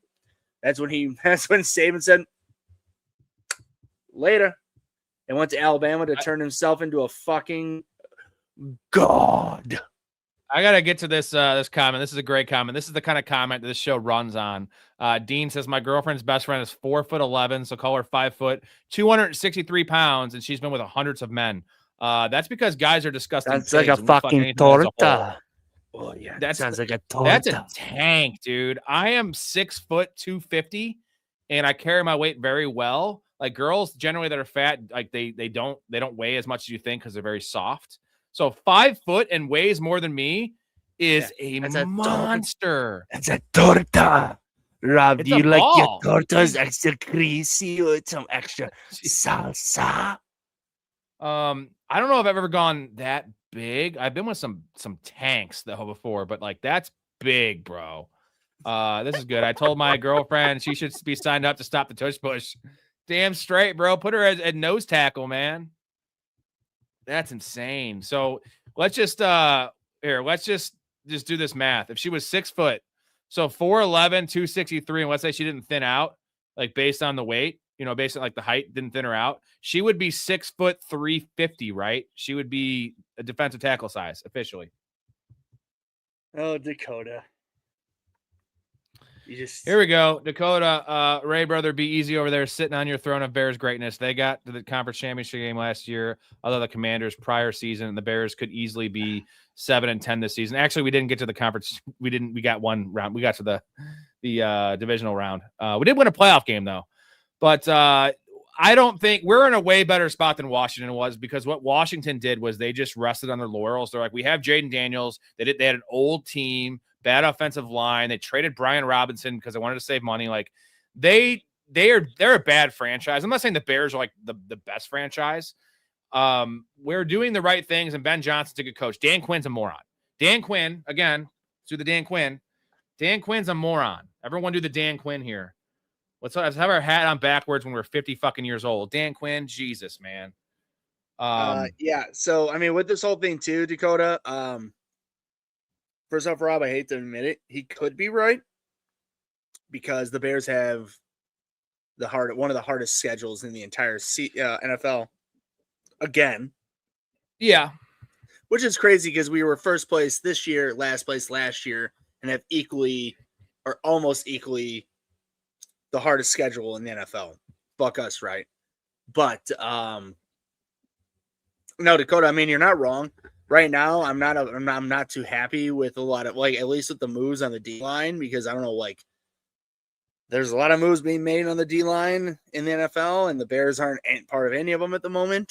And like Rob said earlier, and like Dakota, you and I talked to you earlier, like when I said, I'm happy that the Bears didn't trade for Maxx Crosby, because first off, we do need DN help, which he would have obviously, taken care of that.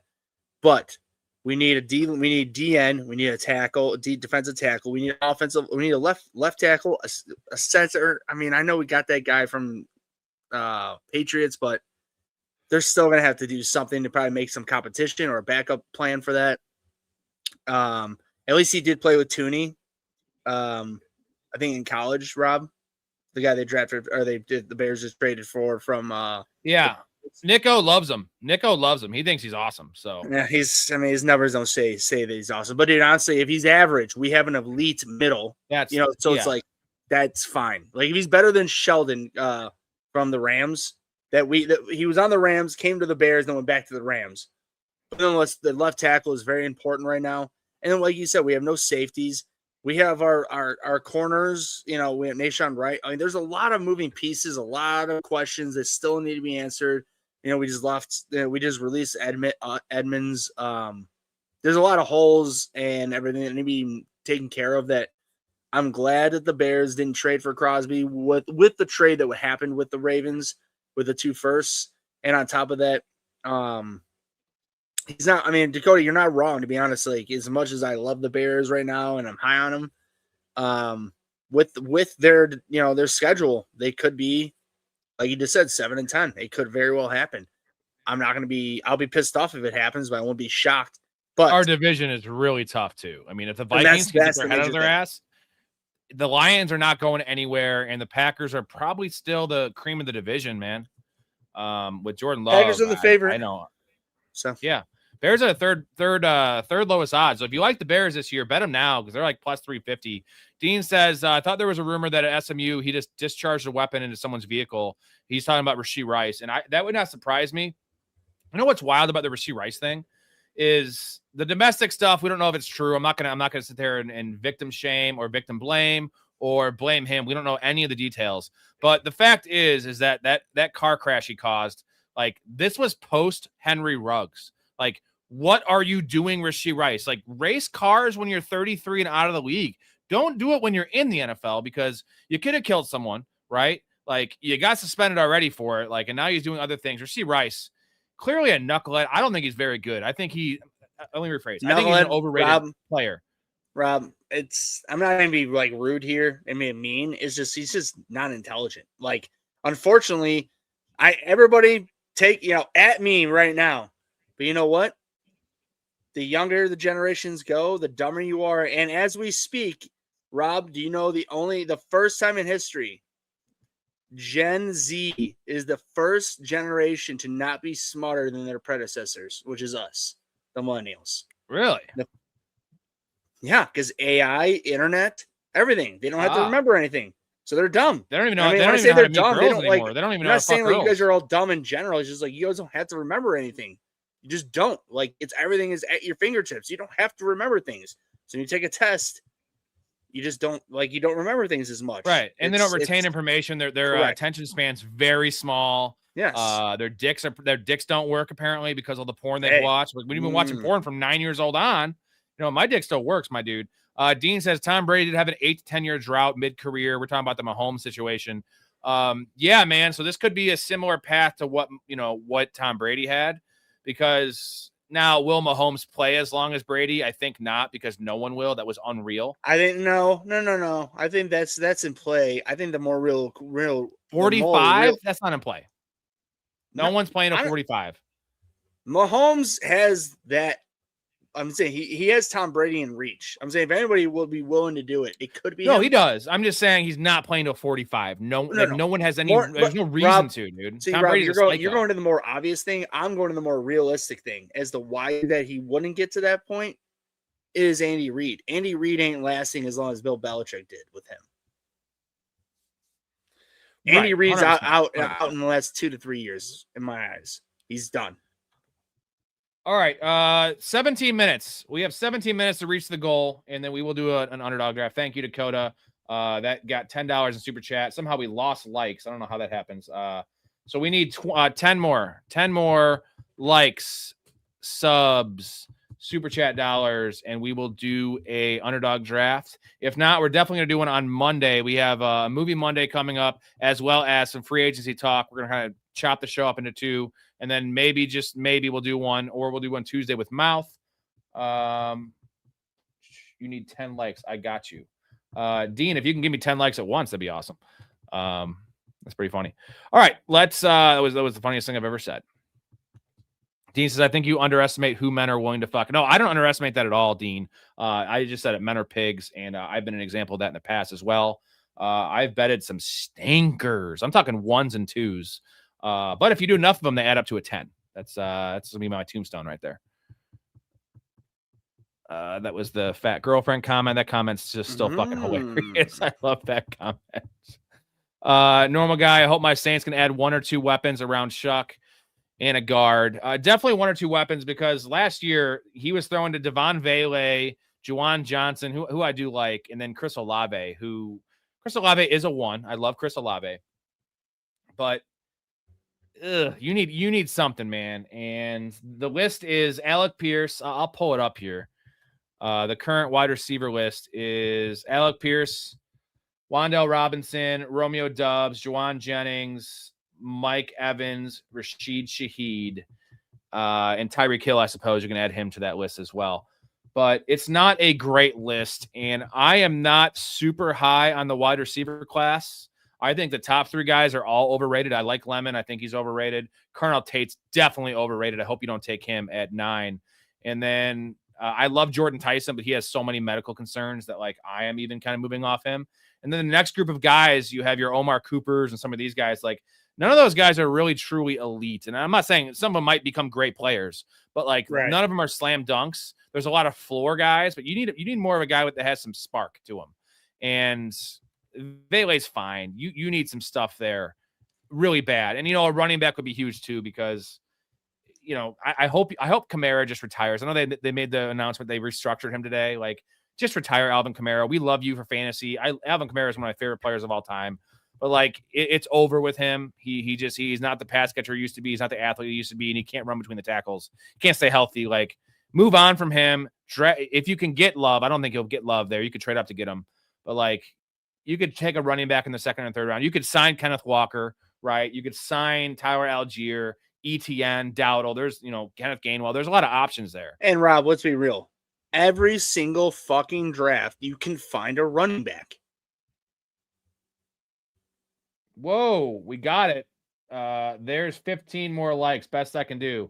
Look at that. See, this guy, dude, I love Dean. Dean's awesome. He's the opposite of he's the anti-troll. You know how the trolls have all these different accounts come in and just spam with bullshit? He's actually using his multiple accounts for good. We appreciate you. We're going to hop in an Underdog draft right now after we get to these comments. Appreciate you, man. You're the man. You are the man. So I got my own team or what? No, we just draft together. Oh. Combined. Yeah. Oh. Yeah, it's funny because you never ever put yourself on a team with me. You always just pawn me off, you little fucking turd nugget. Yeah. Dean, go. Fucking turd. Dean, you should consider joining the community, dude. Get in the Discord. Dean, because you would fucking love it. He would love it. Also, Dakota, a lot of let me join the draft. Our community leagues. Yeah. You can join it. Let's hold on. I'm gonna play a clip while I set this up, and it's gonna be the $3 small board, little board, or whatever it is, a $3 one on Underdog. Dakota, that's what we're gonna do. I don't do the big money ones this early in the year. I'm gonna play a clip while I set this up.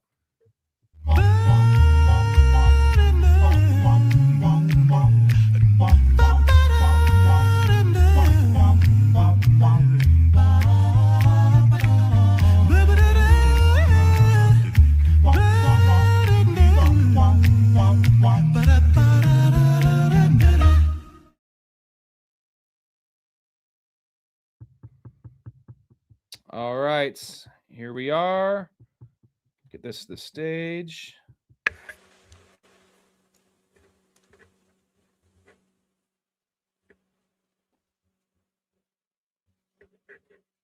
Nap says do a big board. I do bigger best ball drafts when the season gets closer.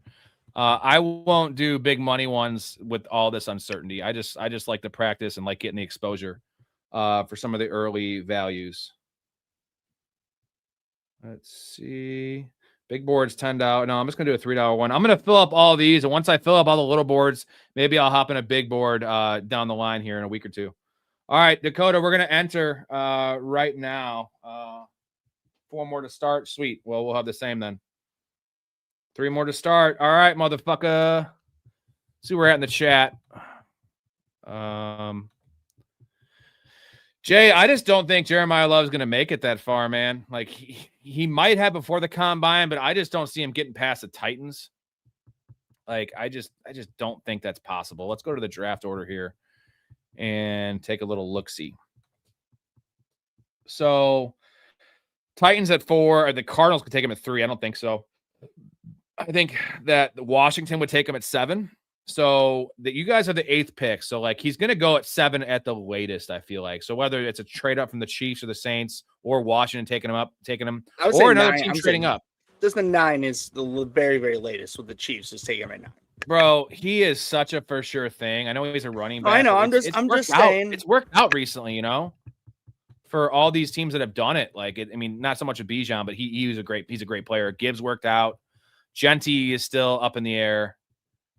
Chaz, Reno's ball with that Gen Z is dumb. Some people don't learn anything in school. It's crazy. Yeah, you're getting a piece of paper, but like it's not going to work for the real world. Chaz, you're different. Chaz is a smart guy. He's going to be successful. Shout out to Chaz in the chat. One of the brightest young football minds I know. Soon to be one of the brightest minds I know in terms of football. Chaz says, Ray and I going to dominate the Dynasty League. What do you think about that, Ray? You guys going to dominate? Yeah. I'm gonna bring in. I'm gonna bring all the hot takes, and he'll bring me back down to earth, and we're gonna have that perfect mixture. All right. Well, you got to compete against me and Storey. You got to compete against Nick O and Tom, very savvy, all of us, and then you got to compete against 9 community members, which it's the best of the best. You got Dakota in there, you got MVP in there, you got Mouth in there. But here's the difference: is that again, you didn't want me with you. You just pawned me off to Chaz, and me and Chaz, I'm gonna wipe you and Storey. Brian, there's anyone wants to hop in here. There's 3 more to start. It's the little board, the $3 tournament on Underdog. There's 3 more to start if you want. If you're talking about the Underdog draft, if you're talking about the Dynasty League, there might be 1 spot left, Brian. You got to get in the Patreon. There might be 1. I got to figure it out. But there's going to be plenty of spots and plenty of leagues, community leagues for redraft. We're going to do about 5, 6, or 7, maybe even 8 redraft leagues with at least 1 or 2 hosts. We have 7 or 8 hosts on the show, co-hosts along with myself. We'll be in all those leagues as well as the rest of the community. So a lot of those are going to be available. Those aren't even full yet. So damn, Dakota, you're not in mine? Shit. Can you back out of that one, Dakota? And see if you back out of that one, Dakota. We have 3 more to start. So back out of that and see if you get in this one. It should just be 1 lobby. That's just wild. Normal says Travis Etienne is from Louisiana, a town called Jennings, Louisiana. I would like him, but let's see. Refresh. Let's see.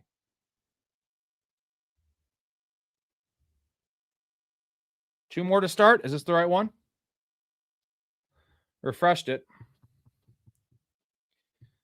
Etienne's fine. I'm not the biggest fan of Etienne. Ray, what are your thoughts on Etienne? Because I'm not really a fan. Overhyped. $9 million a year is not too bad. That's what they said he's going to fetch. Yeah, I was going to say, as long as he doesn't fetch over the 10 million threshold, I'd be okay with him. I mean, I've heard the Bears, as a name. When I say they hear, like, outside people who aren't, everybody, like, I listen to local sports talk all the time. So I get what the Bears are trying to do within. Of course, it's the same shit. If, like, President Trump has something to say, he ain't going to tell everybody what he's trying to do. Same difference of anybody who's running an NFL team. But no, I'm with you, Rob. I like Travis Etienne, but it's like do not overpay for him. Again, I'm in the camp that don't pay a running back, to be honest. Like, depending. Like, if it's an all-time running back, pay him. Average guy like Etienne, I wouldn't pay him a fucking dime. Well, let me ask you this: Would you rather sign Etienne for $9 million a year for 3 years, or would you rather sign Kenneth Walker for $13 million a year for 3 years? I'd rather take Walker. Yeah, me too. For $4 more million. Yep. Even for $5 more million, dude. Give me a guy that's gonna be an actual difference maker. But if you're a team like the Titans, I'm not doing that. If you're a team like New England, I would. It's like a team that's like close. You do that. You don't overpay for a running back for a no-name team. Kenneth Walker he's hurt more than Etienne, but Etienne, I don't understand how Etienne stayed so goddamn healthy in his career with like the workload he's had a couple of those years and his size. It's weird. And I feel like he's not a player that comps to a guy that's going to be a workhorse that stays healthy. It has worked out, but like in the same regard, Kenneth Walker doesn't also comp as a guy that's going to get hurt a lot. It's mostly been soft tissue stuff with Kenneth Walker, which tends to linger and tends to be an ongoing problem. But I just think if you're going to swing at running back, swing it with Kenneth Walker, because Kenneth Walker has never had the usage. So he should be relatively fresh. Dean says, you guys think the Raiders will go wide receiver at 14 to help Mendoza, or maybe go edge to replace Crosby? What I would hate if they took Omar Cooper at 14, because he's rising up draft boards. I know it's his college teammate. You saw that with Troy Franklin with Bo Nix. I'm not a fan of that and overdrafting a guy because of the connection, for one. And for two, there's no receiver beside Tyson. If Tyson falls to 14, take Tyson. I think Tyson is the play. That goes for any team. I think Tyson's going to be undervalued based on he missed the combine, soft tissue stuff, multiple major injuries in college. So, like, I definitely think that Tyson's going to be very, very, very undervalued. But Omar Cooper is getting to the point where he's overvalued. Like, I'm not ranking those guys even close together. Watch the film, man. Tyson is electric. His floor is a Keenan Allen type player. Yeah, I mean, again, Go ahead. I rob everybody. I'm a big component of not drafting a person who has prior injury. And I'm going to tell you right now, the reason everybody that I feel this way, go ahead and look at every Chicago Bears first round draft pick since 2000 and look at the amount of them that were injured they drafted. Every single one of those motherfuckers never worked out. In general, when you draft a person with injury history, usually doesn't work out. I'm not going to say it's a guarantee. I'm talking for the Bears, it's been a guarantee. But in general, in the NFL, it's not a guarantee, but it doesn't help anything. And I've seen it time and time again. When you draft a guy who has injury history in college, and then you bring them into the big man's league in the NFL, and they get fucked up more, they're doomed, honestly. Dean says, what are the Seahawks going to do at running back? Sign a guy and draft a guy? No, I don't think they're going to draft a guy. Tyler Algier could make some sense for them, although him and Charbonnet kind of have similar skill sets. Charbonnet's under contract, right? Or is he a free agent? He's under contract, but Charbonnet is coming off an ACL late in the season, like in the playoffs. So, like, oh, you're right. I don't think. I think Charbonnet is probably going to be a week 7, week 8, week 6, week 9. They're going to draft that range. Again, Rob, giving money to the running back position, somebody like Algier wouldn't be smart. I would rather give it somebody. I mean, you could give Kenneth Gainwell. So I think Kenneth Gainwell could hold down the fort. Kenneth Gainwell and Zach Charbonnet have a very nice. They're very nice compliments to each other. I'm saying that's right? I don't want to bring in a bigger back. I think that's a smarter name to say instead of Algier.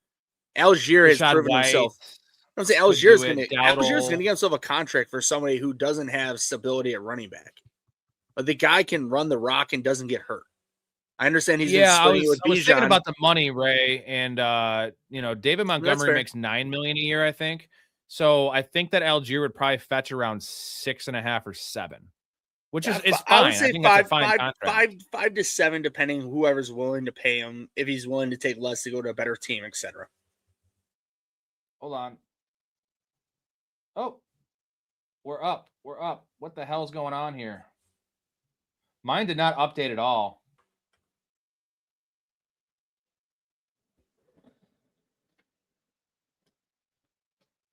Okay, well, it actually worked out very nice. It didn't update. We got McCaffrey and Derrick Henry.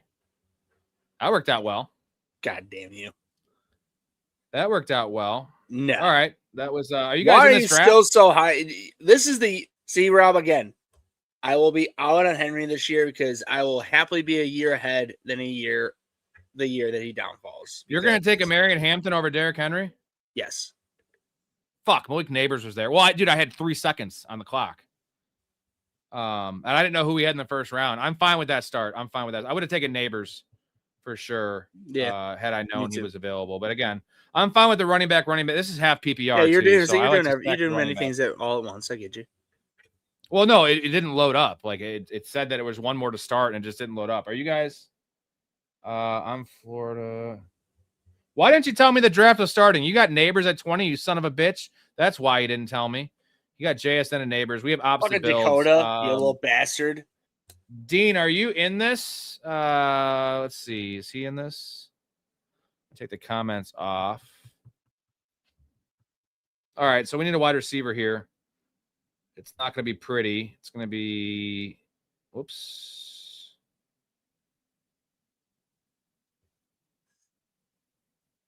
One of these guys.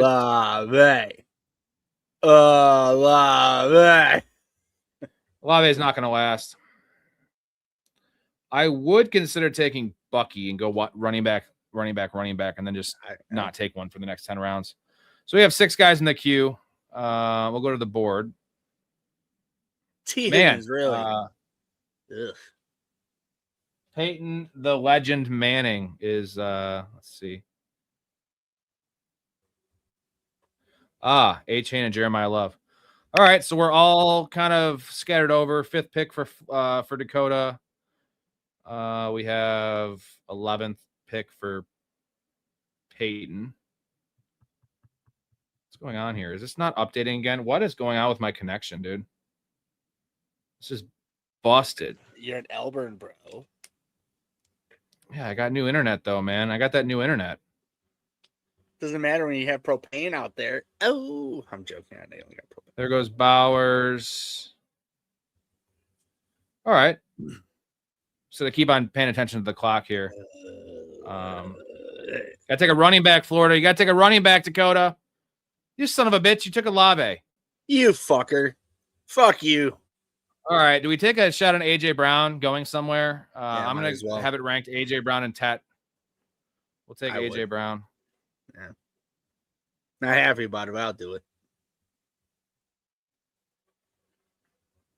See, it's not my turn to pick. This is stupid. That's why you set your cue, fellas.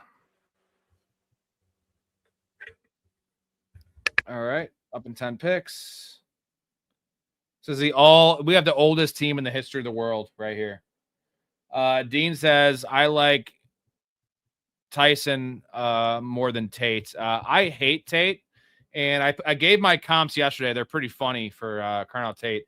My low-end comp for Carnell Tate's Donovan Peoples-Jones, and my high-end, which is my realistic comp, is Marvin Jones. Marvin Jones had some nice years, but those are not great comps for what everyone else is saying. Ooh.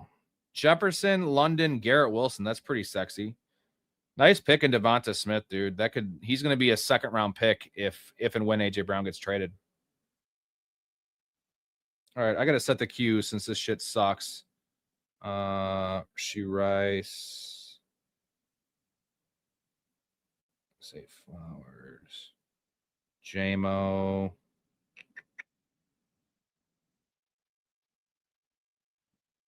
Okay.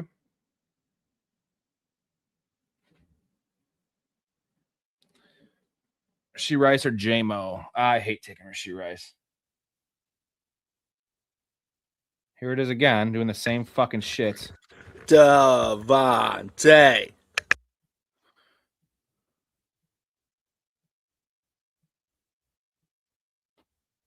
We can get him on the way back, man. This is really, really, really stupid. This is really stupid. I don't know what's going on here. My internet's blazing right now, like my speed. I just checked it. The stream's fine. It's just this is really rough. So we are picking at no, he won't last because Florida takes him. 55.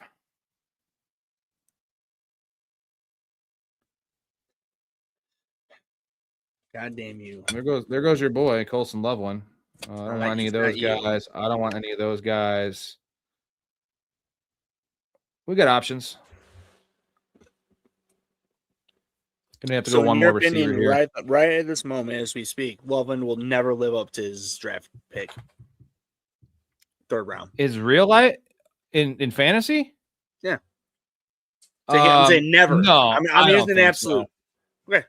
Just because not many do, you know what I mean? Like it takes a lot to like you're passing on like elite options at running back and wide receiver. That's just a bad spot. Like unless you're Brock Bowers, Trey McBride in the second round.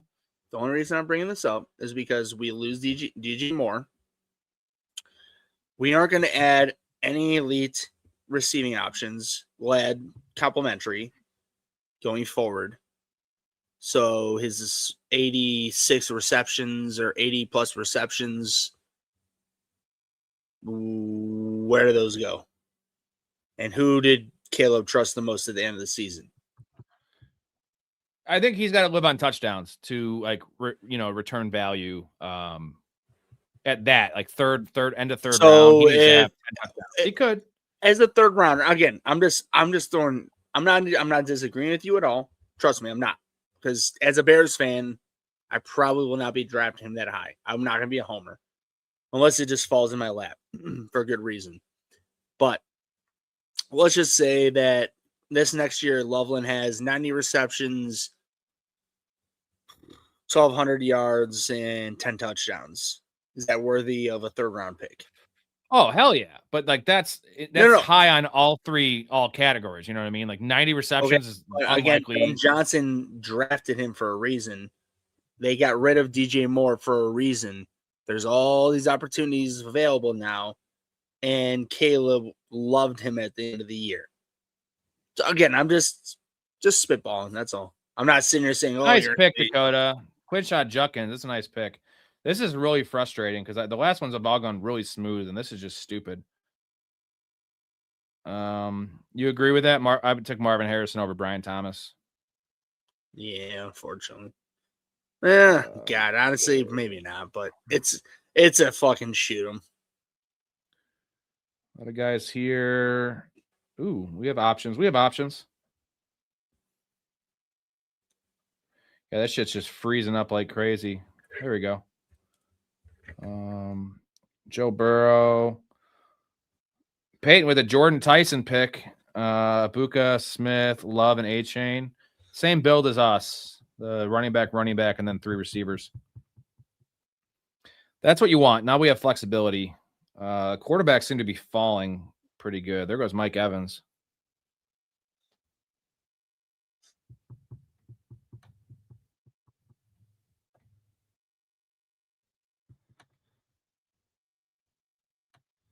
See, I never have this problem. I always draft on a phone. Fucker.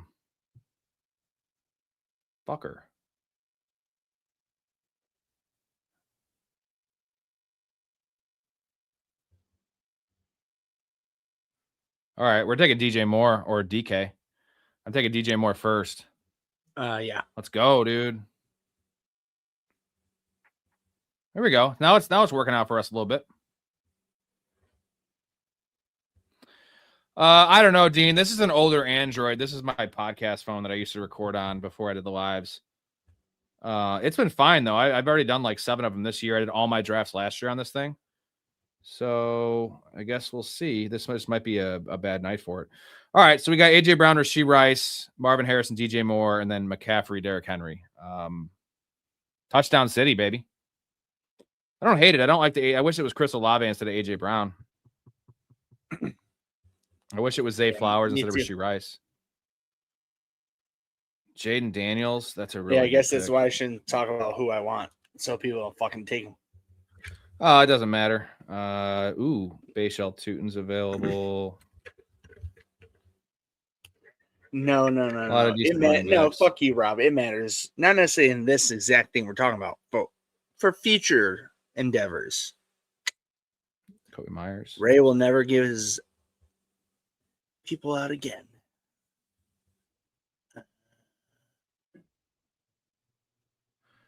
I'm gonna fucking cue Harold Fannin. All right, I got some dudes queued up here. Fortunately, I think Dakota might take these guys from us, but let's take a look at how he's doing. Lemon, Judkins. So he's got 5 receivers, 1 running back. He's got to take a running back here, I think. Drake May. We could get a quarterback. I like to wait at quarterback. So thank you, Dakota. Thank you, Dakota. Because I had a dude, remember, well, you don't remember, but there was this guy, Pierre. He's Mitch Marv or whatever in the Discord. He subscribed and he was in 10 of my Fantrax leagues. We had 10 leagues we were against each other in. And I live streamed them all. Motherfucker took Tucker Kraft because he knew I took Tucker Kraft, and he started taking Tucker Kraft and Javonte Williams just to get my reaction because he just knew I love those guys. And fucking bullshit, bro. I think he took Tucker Kraft as a second tight end once, 2 picks ahead of me. Guess I'm gonna have to have tiers. That's all. Tiers of people who Ray loves. All right. Don't do it. We can get Bayshell Tootin here, dude. This would be fucking golden. Yes, sir. Give me my Bayshell. Give me my Bayshell. So what other open bar things we doing here? What do you mean? So we're just doing a draft from here on out? Yep. There's only 5 people in here right now. It's March, man. I get it. There's not a lot of sickos out there wanting to watch football content like the rest of my boys in here. We appreciate everyone in here.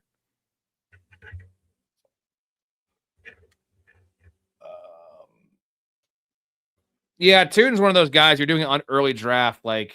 He's fine where he's at if ETN resigns. He's probably overvalued, but if ETN goes somewhere else and they only bring in a Rashad White type, Bayshell Tootin's going to be a 4th round pick in fantasy. Love Bayshell Tootin, though. Really, really love him. I think it's time we take a quarterback.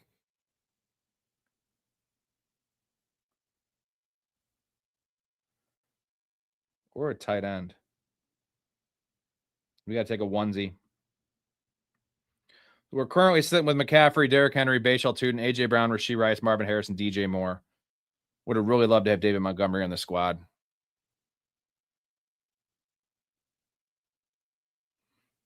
All right. Ray, do you even have Underdog?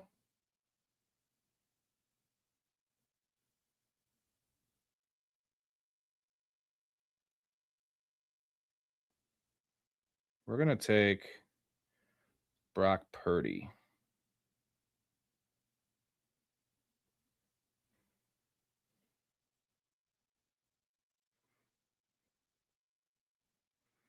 All right.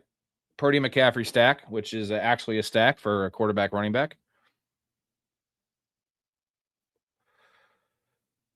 And then how's the food, Ray?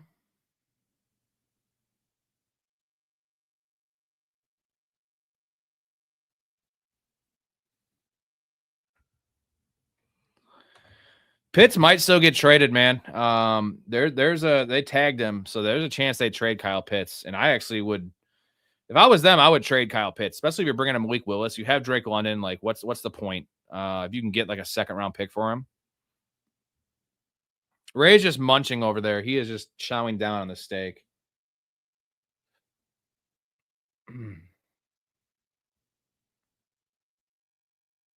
Just got to keep on loading this thing up because it's not fucking loading up for me.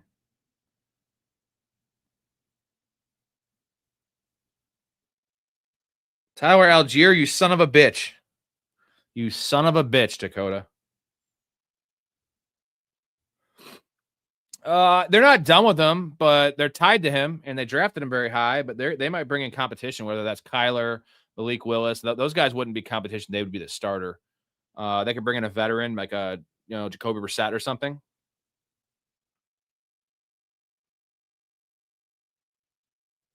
Matt Stafford's available. That's cool.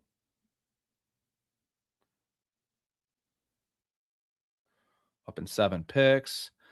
Kyler would cost $1 million. That's why Kyler is such a valuable free agent. He's going to get $36 million, whatever, 36.3, I think it is, from the Cardinals. So he's going to sign a vet minimum deal. It's $1.3 million for Kyler Murray, which is just free money. And this is fucking stupid. Definitely not doing another one after this for tonight because this is. There goes Sam Laporta, you sack of shit. Okay, take any of these guys. Why is this not loading? This is so stupid. I just got to sit here and watch the picks go down. It loads here. Okay. Rhonda Gatson. The timer isn't even going on this. That is so stupid. Well, I'm just going to sit here then. Sorry about this. This is terrible, terrible, terrible streaming. Up in 2.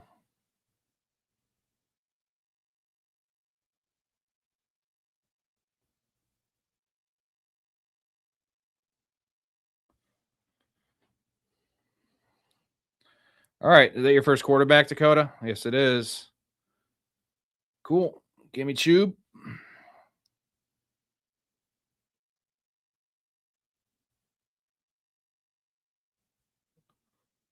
Okay. Another auto pick by me. All right. Solid running backs here. We have, what the fuck? I didn't get Chuba. I take Blake Corum.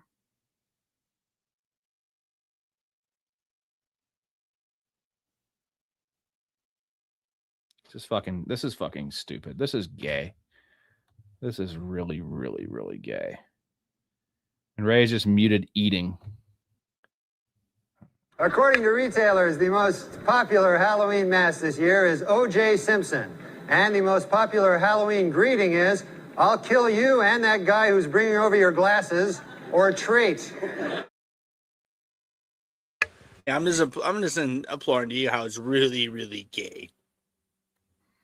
It is. All right, running back room is awesome. Take a couple quarterbacks here. Take one more, maybe two more. Next 3 rounds.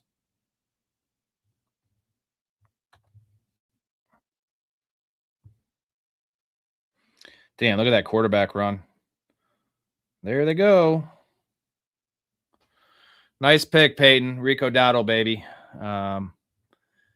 Dean, if I'm the Vikings, I'd go after him there, sitting on such a good offense. And they have Kevin O'Connell, who is top 5 offensive mind, if you ask me. And Justin Jefferson. Unfortunately, I don't like him for Justin Jefferson. I mean, it's better than JJ McCarthy, but I guess Hopkins was awesome with Kyler. That was a different Kyler Murray than what we have now. Up in 1 pick. Ooh. Okay. This motherfucker's going to take Kincaid. I fucking know it. Don't do it, bro. Don't do it. Take a running back. No! Fucking asshole. All right. We'll take Baker. Man, that would have been nice. We're going to have to take 4 tight ends here.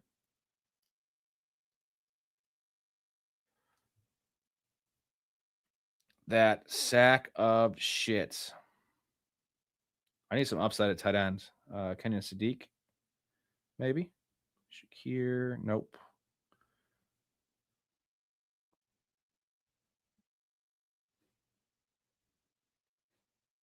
All right, let's go to the board. All right, sorry. This is just up. This fucking connection is just distracting the fuck out of me right now. Now it's working a little bit. Chris Godwin, man, that could actually be a really good pick if Mike Evans moves on. Dakota, you like KC Concepcion? Dude's electric, man. I prefer the kid from Georgia, actually, over him. Zachariah Branch. I really like Zachariah Branch.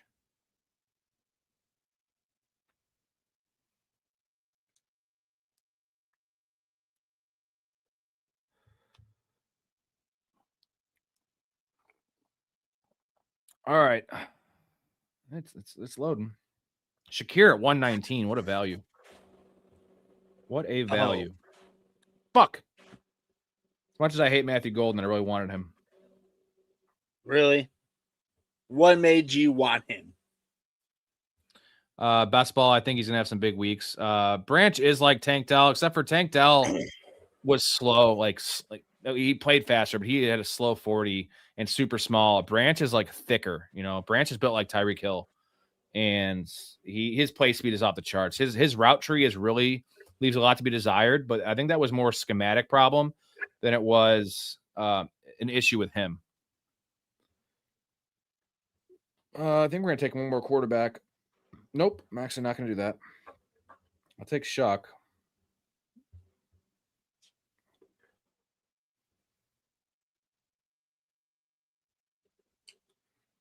Take Gainwell. And Rob. We need a tight end. What up?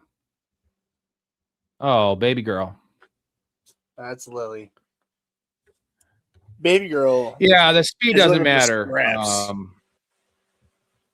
Speed doesn't matter. I don't put too much stock into it. It's mostly like when it's really slow.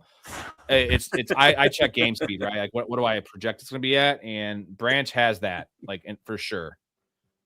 And sorry. Tank Dell, I can't believe Tank Dell's speed he ran in the combine. He's so much faster than that. That Snurfling was my older dog, baby girl. Say hello. All right, we're a little thin at wide receiver now, but pretty balanced team.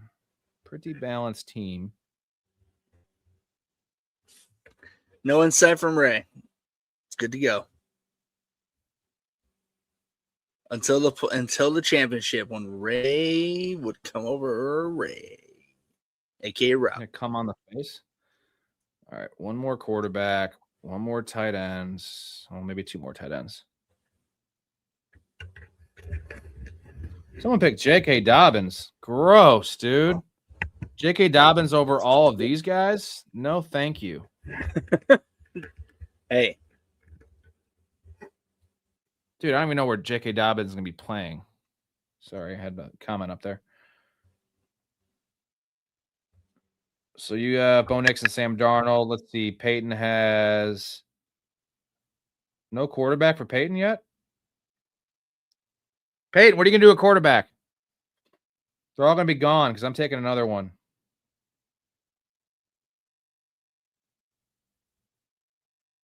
Man, it's one of these guys. I like this quarterback room.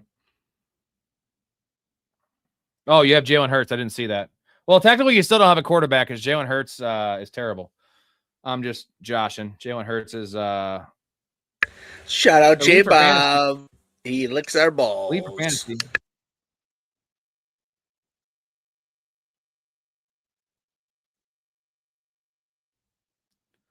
Why didn't I see? Oh, Jalen Hurts at 62. Okay. Yeah, I like your squad, man. Jennings and Dubs could both go to good spots. Diggs, you have a lot of uncertainty. Rico Dowdle should fucking shoot up when he signs somewhere, as long as it's not a bad situation. But I hope he gets a crack at a starting gig. Dude, Rico Dowdle, I think it's 1,300 yards total the last 2 years he's had, both years, which is super impressive with the offenses he played in and the workload he got, really. That's exactly how I feel. His load will end up zero personal connection with him. I just want his tush pushes. They're not going to ban it, man. I can't believe they're not going to ban the tush push. I figured they would definitely ban it, but the thing is, it was so unsuccessful. The new league year, the Eagles were so bad. I'm saying the new league the year clamoring isn't there. Rob, honestly, this is two things I'm looking at for upcoming league year next Wednesday.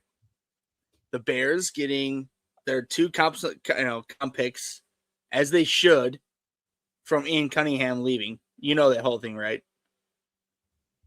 What are they getting? So you know how the NFL rule is with the whole diversity thing?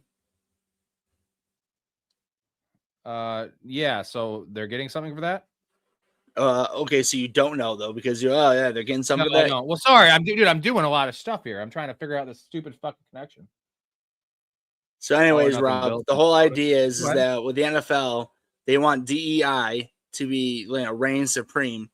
And so what it is that within Cunningham, Ryan Poles was the GM for the Bears, or is the GM for the Bears.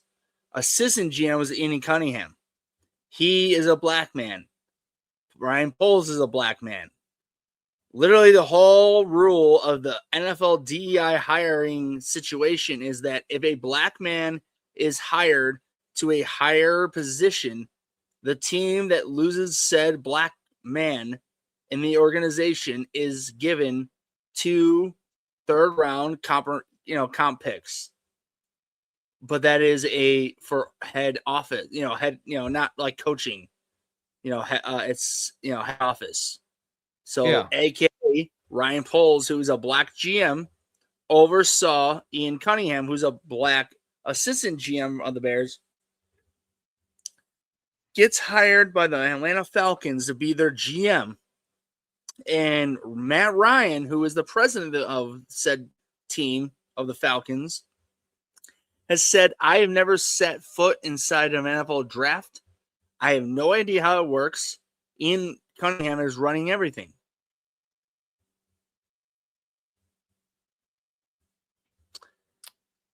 So what are the picks? Mark Andrews. There are no picks. The rule says in the NFL, if what I just laid out to you happens, the team that loses said front office front office executive, if you will, gets 2 third-round picks in complimentary or what's the word? Compensation? Thank you. Compensation picks. The Bears were given none. Oh. And Ryan Poles and the Bears have been making again, just using, I'm not going to try and be all racist or anything like this, Rob. Never preface a statement with that. Well, I have to, because compensatory. There you go. It doesn't matter. This is racist. Everything about this is racism. Okay. The league made DEI. You had the Rooney Rule. That was a racist. It was a racist. All right. Anyway, what's the point of this story? Is it the Bears aren't getting shit? The whole meaning of the rule that the Bears are going along, the NFL says you're not getting shit. And it's like, but wait, a black GM gave a black assistant GM, the runway to get a GM role. And it's not the Falcons giving us these picks. It's the NFL. So my whole point is it's just hypocrisy and bullshit. It's gonna get fixed. The Bears will get 2 third-round picks. I got one thing to say about that. Yeah, it was between that and Muhammad. Why the fuck would it be between that or Muhammad? Why don't you just pick a common name like a normal person? Muhammad is the most commonly used name on earth. Read a fucking book for one. The fact that you have no idea what I'm talking about is sad. But yeah.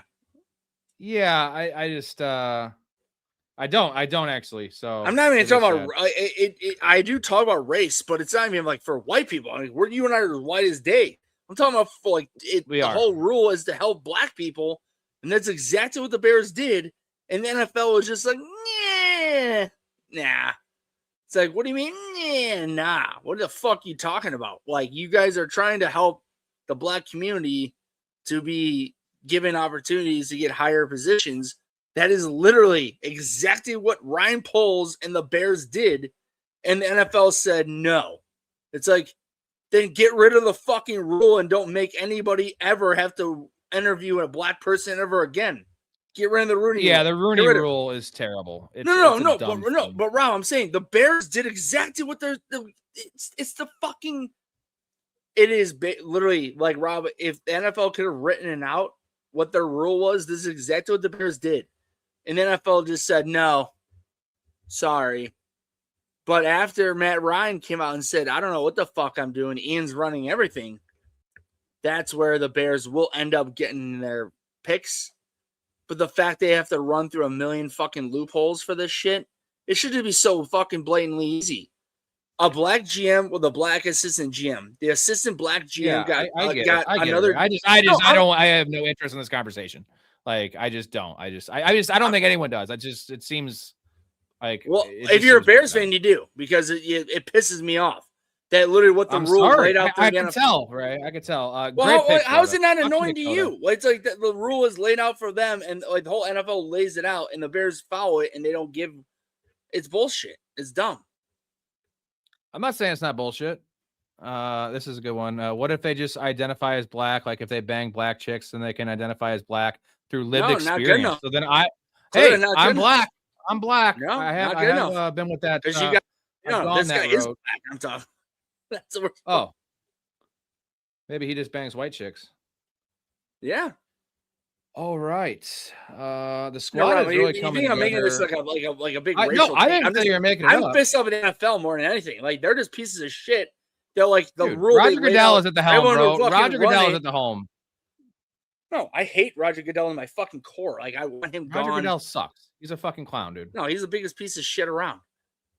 But then, yes man. Yeah, well, you know what? The yes man runs the fucking country when it comes to sports. So, as an NFL, CEO and or owner, I would love him to death.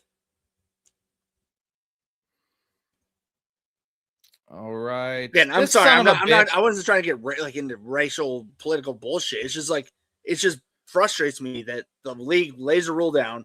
The Bears literally go verbatim and told no. Makes no sense. I'm gonna have to take Jerry Jeudy. This is the grossest pick in the history of the world. What team is he on right now? I hate this.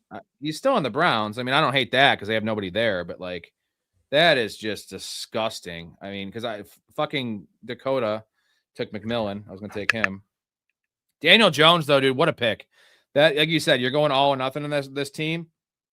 Daniel Jones, Sam Darnold, Bo Nix. That's super nice how late you got them. We have Brock Purdy, Baker, and Cam Ward. We put a little bit more draft capital in our quarterbacks, though.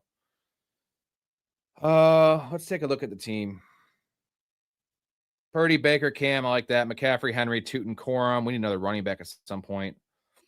Receivers are okay. I kind of like tight ends. We need another running back badly, and it is gross. It is really gross. Jerry Judy's awful. Okay, like I know he's awful. I used to be a fan of him coming out of Alabama, but it was terrible in Denver. It's been even worse recently. The guy just has the worst hands. He's a pussy. Once upon a time. A lot of targets. Who they have there, right? They don't have anyone.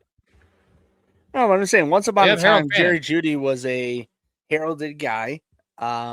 He had his chance in Cleveland, and honestly, he had some decent games last year. But no, guy is just unless you're drafting him late in the draft, don't even like. I think Rob, I know him way less. This year my teams will go way through the roof from prior ever, but my last year 4 teams, I drafted him one time, and I think I drafted him maybe it was like 7th to 9th. So it means I'll be drafting him like anywhere from this year, like 12 to 15, if not. Dean, I believe you're referring to Nicholas Singleton. That would be my guess because he was out of high school. That he was the best coming out of high school in that class. He's a great pass catcher. That dude has zero vision though, and not doing anything in the combine. Injury issues. I don't think he's gonna have the draft capital to land in a spot and make a difference. Now he could force his way on the field. I understand that, but I want Ray Davis, who he's so disappointing last year with Ray Davis not getting the work. I thought he'd get more work. I wanted him to get more work. Okay, are you gonna take a tight end from me, Dakota? Because I don't want to cue my guy. If you are, you have Fannin and Dalton Schultz. But I also don't want to miss my pick. It sucks. I have to fucking queue this shit up because it's stupid connection. It's absolutely terrible.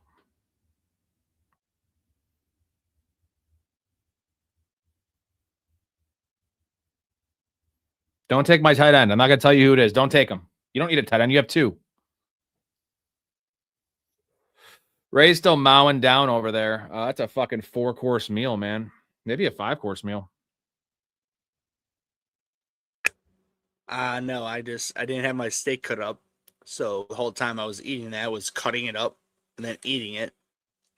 Now I'm eating my sides.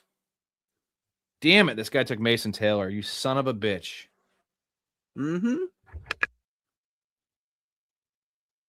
And then Theo Johnson. That's just awesome. I'm going to take Kate Otten. Or maybe a wide receiver.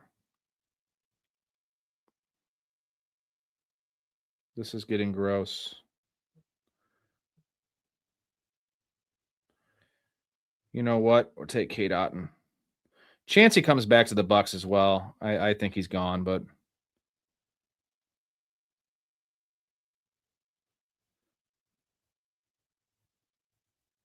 Caleb Johnson, you're going all in. I love that pick, man. They got to make Caleb Johnson something, right? All right, I can't wait for this draft to be over. This is fucking brutal, bro. This is brutal. All right, so did I get my pick? I got Kate Otten. All right, we got 3 tight ends. Oh, we're looking at 3 more picks. I need 1, 1, and 1, or 2 receivers and 1 running back. Let's start queuing up dudes. Najee, Manuel Wilson. I like Desmond Claiborne, actually. I like Gordon. Isaiah Pacheco, RB75. That's hilarious. That is downright funny. That's a bum. Just going to queue up some dudes. Keon Coleman. No, thank you.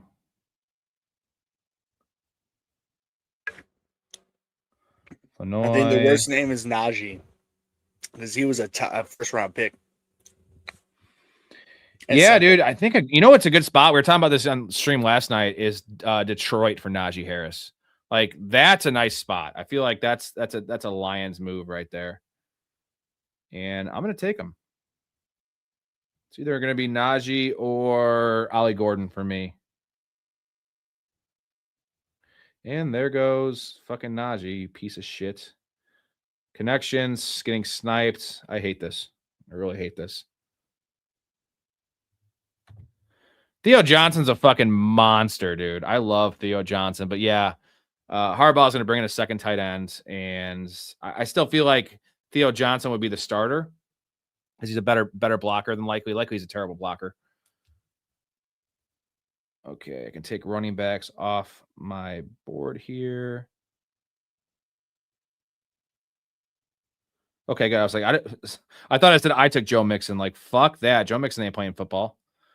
All right, I actually like this running back room. It's got to be 2 wide receivers to finish it off, Ray. I'm going to give you some names. Let me know what you think. Jeremy Bernard, Cooper Kupp. We're going to go Jalen Knoll, Chris. I can't trust Chris Bell. Jack Bash. We're going down in the depths, boys. Down in the depths. This sucks. Put Keon Coleman on there. God, Marvin Mims, you suck. What was the first name you said? Cooper Kupp, Jalen Knoll, Jack Bash, and Malik Washington. There was somebody above Cooper Kupp that you didn't mark. Keon Coleman, Jeremy Bernard, Ryan Flournoy. Above Cooper Kupp. Those guys are all below. Chris Pratt, Marvin Mims. No, it was a rookie name. Jeremy Bernard. Fuck it. I would say just take a flyer on him, man. Well, no, Jeremy Bernard's awesome. I really like him. He's a Debo-esque kind of player. Big fan of Jeremy Bernard. Then that's who Ray says. He's gone. He's gone. Of course he's gone. Yeah, he's gone. And he's gone. We got Cooper Kupp. It's so unsexy. Jack Bash. Yeah, should we go some upside? Damn, man. Go Jack Bash. At this Jack point, Bash, I don't hate him. Early best balls last year. Jack Bash was going in like the 10th round. It was hilarious. And then Dante Thornton started getting drafted, and like none of those guys did anything. Like, don't right. So it was probably first off it was Jack Bash, and then Thornton came over and overtook him, and then nothing happened between either of them. We'll go Jack Bash, and then I'll just queue up some other receivers. Chris Brazzle, why not? I hate that guy. Tennessee receivers never do shit. Vele, Chris Bell, Malachi Fields in there. Jack Bash it is, man. Not the worst team. I don't hate it. We'll go through the rosters. We'll go through Dean's roster. We'll go through Dakota's roster and then our roster, and we can vote on who had the best team. That's what we'll do. That's what we will do. We're doing that tonight. All right. Obviously, I'm probably gonna have to get going real quick. Oh no, it's gonna be 5 minutes. Okay, I'm just saying, as you even see with my dogs, two ex Madres gone for a week, so these two are just. Trust me. Every night that's what I got to deal with because Erica goes to bed. Right. Like fucking 10:30, and then like she just like leaves them to me. She closes the door, and then the dogs are all mine. They're usually good for like 3 hours. That 5-hour show we had, I had to take them out a couple times. Real quick, I'll just leave it at this. The way I think about it is Family Guy. Jackal, it's a jackal, jackal, jackal, it's a jackal, jackal. And then it's a Pictionary, and then Stewie, he just slices it up. If it was a jackal the first fucking time, 5 times it isn't a fucking jackal. What it fucking says. These two. Dakota said, Ray, that dog looks like it eats too much peanut butter. Well, I have a 95-pound, 12-year-old dog who, she's thick. She's a black lab. That's the peanut butter dog, right? No, I've never had a peanut butter dog, and thank God never will. I'd rather die than do that. Honestly, I'd rather. How horrible is this? I'd rather kill myself than actually have my own dog lick peanut butter off my dong or balls. That's just fucked up. My dogs look at me like they want to eat me because I got food, but like as we all know, well, if you don't know, if you don't well know, everybody, cats and dogs, if you just randomly die, if you got cats will eat you within the first day. Yeah, the owners. Yes, they will. They will eat you within the first day. Dogs, they will try their hardest to literally just until help comes, and then until that time they feel like they'll die. Then they'll finally eat you. That's not the first day. That's starvation of probably a week. Goddamn cat will eat you within the first fucking day. Or I'll give it 2 days, okay? Fucking 48 hours, a cat eats you when you just drop dead. Your dog will weep and be sad and try to fucking figure it out, and then nothing happens, then it'll eat you. Nice picks, Dakota, Deshaun Watson, and Jake Tunges last 2 rounds. That is super nice, man. Like there is an outside chance that Deshaun Watson is starting quarterback. It's good to know his early thoughts so we can fuck him later. Dean says that's why women love cats. They are alike because they're all bitchy. Oh, because their kitty gets eaten by said kitty. Got it. Yeah, I get it. Okay. Yeah. Okay, last 2 picks here. We finish this one. Team full. There we go. Last pick. The Russian. He's gonna go tight end. He's probably pissed that you took Jake Tunges because that would have been perfect for his pick, his team. Hunter Henry and Sam Laporta. Yeah, you should take Tunges. All right, let's take a gander here. Track completed. All right, let's take a look at. Let's start with Dakota's team here. Let's do a grading system here. 1 through 10. 10 being great, 1 being trash. Bo Nix, Sam Darnold, Daniel Jones, Deshaun Watson. It's pretty good for where you got all these guys. 101 for Bo Nix, unreal. Judkins, Algier, JCM, Kamara, Caleb Johnson, Devin Neal. So some running back issues, but some upside there. JSN, Malik Neighbors, Chris Olave, Devontae Adams, Mekhi Lemon, Casey Concepcion, and Joe McMillan. And then Fannin, Dalton Schultz, and Jake Tunges. What do you guys think? What do you think, Ray, about this squad? Nix, Darnold, Daniel Jones, Deshaun Watson, not good, but you waited forever. So quarterbacks, I would say, is like a 6. But here's the thing, dude. It's like Nix, Darnold, and Jones. There is some fucked up, sneaky upside of that.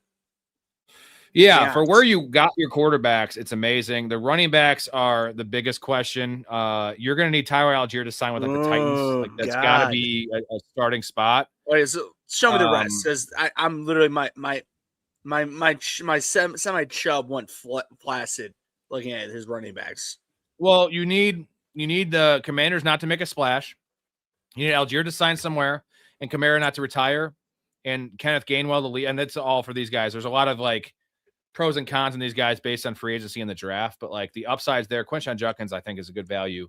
But the wide receivers are just in a major injury going in next year. You didn't talk about many people you weren't happy about that with.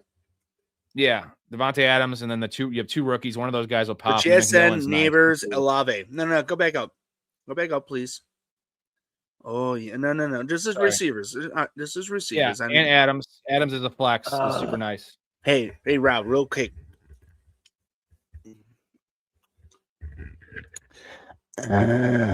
Dakota, your receivers. Jay gives it a B-. Yeah, we can do letter grades, actually. Letter grades are better. I'm saying, first off, his receivers are like sex. Because you got JSN, Neighbors, and Olave.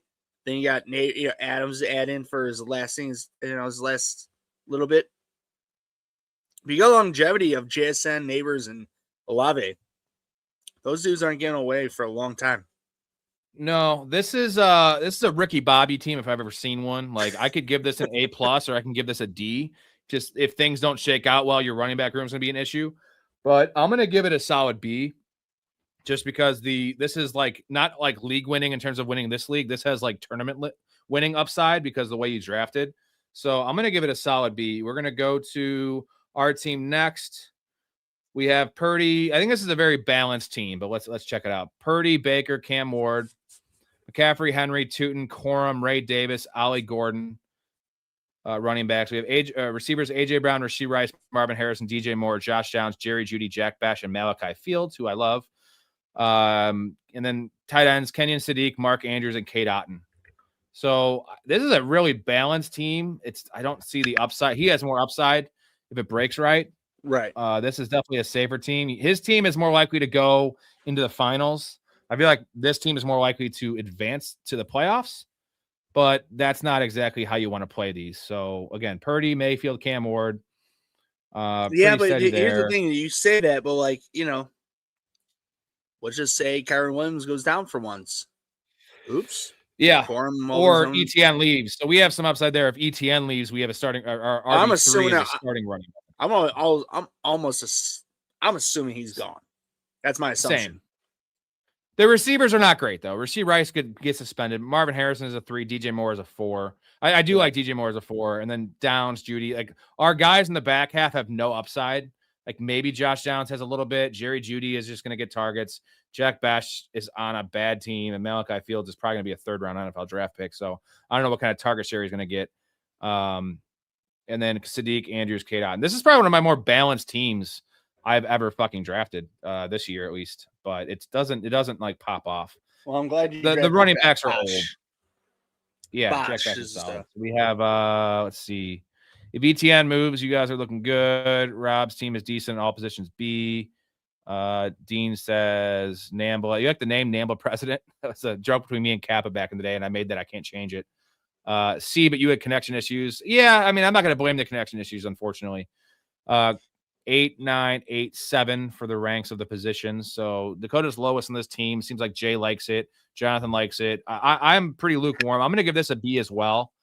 Although Dakota's team is definitely more of the winning like strategy. Like you could get like 8th place in this league, or you could win this league and advance and dominate. Where I feel like my team's going to advance and then just lose in the first round. It's because I don't have a lot of stacks either.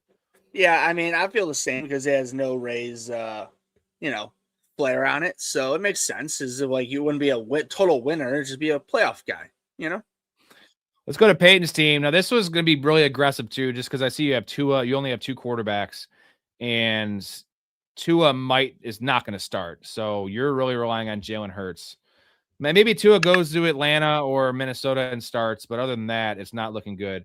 So for last thought on Henry, the Maxx Crosby trade moves Henry up for me because like they're going to be winning games. Henry has issues with getting game scripted out of games, and like it doesn't appear they're going to be game scripted out of a lot of games with that defense being better. And I saw Saquon Barkley and CMC film wise look worse. Definitely Saquon.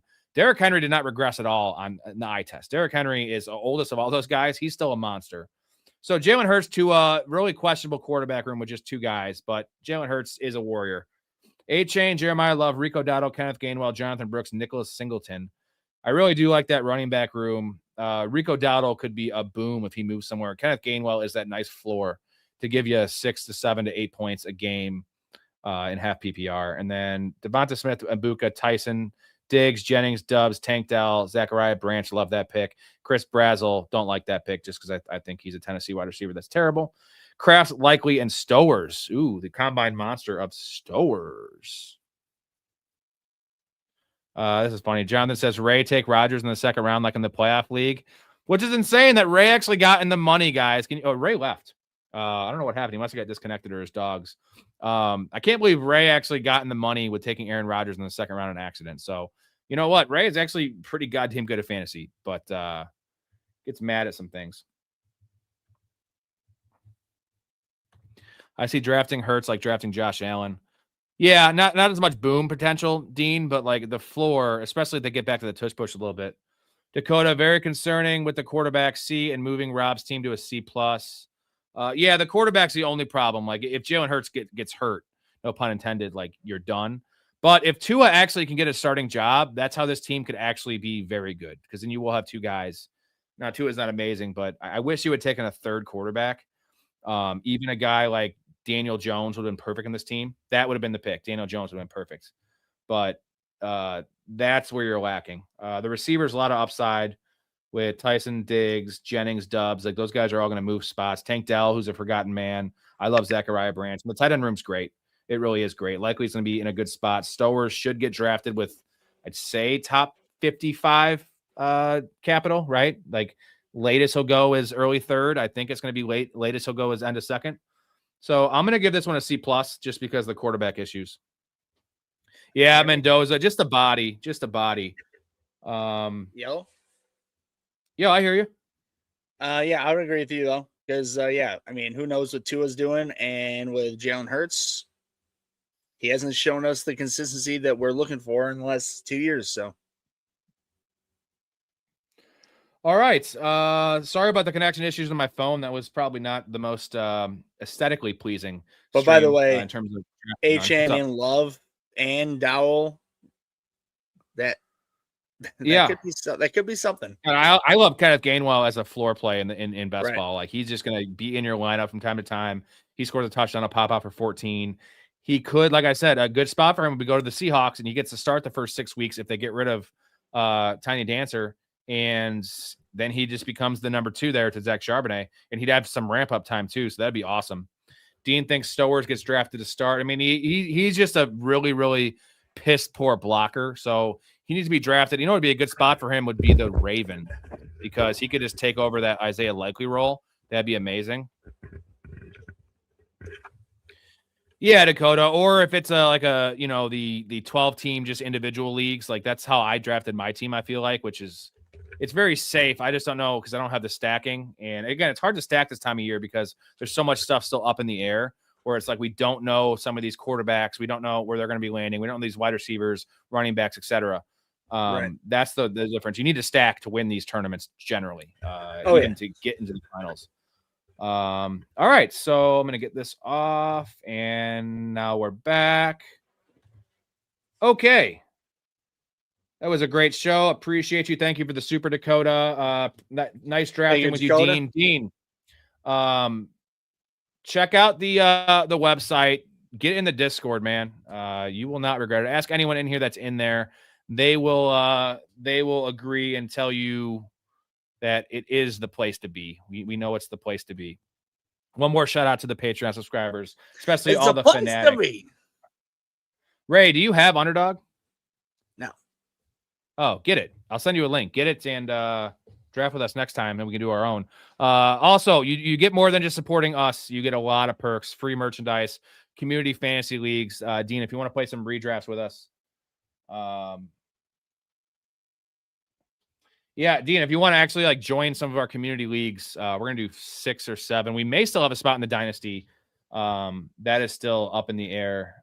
Dynasty startup we're doing here in May, but we're going to do 6 leagues, probably 6 redraft leagues with the hosts, and then 10 spots roughly per league. When are we doing this Dynasty draft? In May. Yeah, so a lot of perks. Also, if you are a sports bettor, you can just tail my picks, which just prop bets, which I only do props. I don't do lines. 96 and 58, guys. We make that money. We make that money here, as well as the fantasy calls. So it'll be a good time. I'll be doing a lot of these underdogs until the start of the season. I do DraftKings as well and Drafters, so I'm going to mix in some of the different platforms I like. And I DraftKings is my favorite because it's 20 rounds, full PPR with bonuses. So stacking is less viable. So I definitely love DraftKings, but Underdog is more popular. So I'll mix in both of those. I'll be doing once May hits, I'll be doing these every single night, as well as I probably do a typical 2-hour show with a co-host or 2. And then we will do probably 1 Underdog draft every single night, maybe 2. So we'll be 3-4 hours a night once May hits, all the way up until the season. Then when the season starts, guess what? We're on 7 nights a week, as will be from May on, with 7, 8, 9 different co-hosts rotating in: Storey, Big Ray, the Chaz, Nico, Tom. Did I miss anybody? Big Ray. Did I miss anybody? Ray. Dave. His name's Big. Yeah. The Again, Chaz. professionalfanatics.com. Link in the description. Go to the website or just go to Patreon and get in the community, get in the Discord, because that is really what I'm most proud of about this channel is the community, and you guys are awesome. Dakota, you're the shit. We love you. Jay, you're the shits. Jonathan, looking forward to play Dynasty with you. It's gonna be great. So, all right, that's it for us. Big Ray, appreciate you. Did you finish all your food? Mm-hmm. Wow, that was a meal, bro. It took you fucking 2.5 hours. I know you were talking a lot of time, but it's impressive. It's really just, you're milking it. You're milking it, baby. For you, me, and myself, and Irene. and the fans. Underrated movie. It's an underrated Jim Carrey movie. I really do enjoy that movie. Oh, you it's, do? it's Good. dark, I'm glad. bro. You like it? I fucking love that movie, dude. I want to do a podcast on it, man.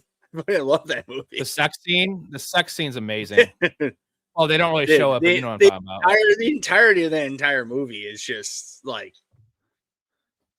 because that was right around, I don't know, that was before Bad Santa, because that's when we first really, like, at least for me as a younger guy, I was born in 91, and that was 2000, me, myself, and Irene. So introduced the little midget who was the midget in Bad Santa, and he was a limo driver that was just doing an experiment from Brown University, and that's what banging his wife. Right, love that dude. But the fucking boys, bro, they're like so funny. The most vulgar mouths of all time, but the smartest fucking guys around.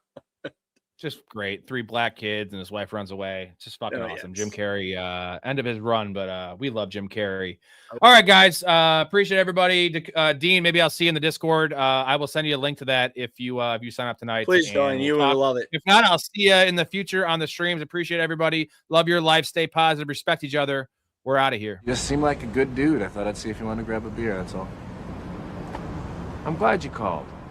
We get home safe, Pistol. You got it, Jobin. I'm sorry, what? Nothing. Oh, what'd you say? I don't know. You nicknamed me Pistol, and I just called you Jobin. It means nothing. I'm drunk. I'm gonna call a cab. All right, man. You have my number, yeah? I got you stored in my iPhone.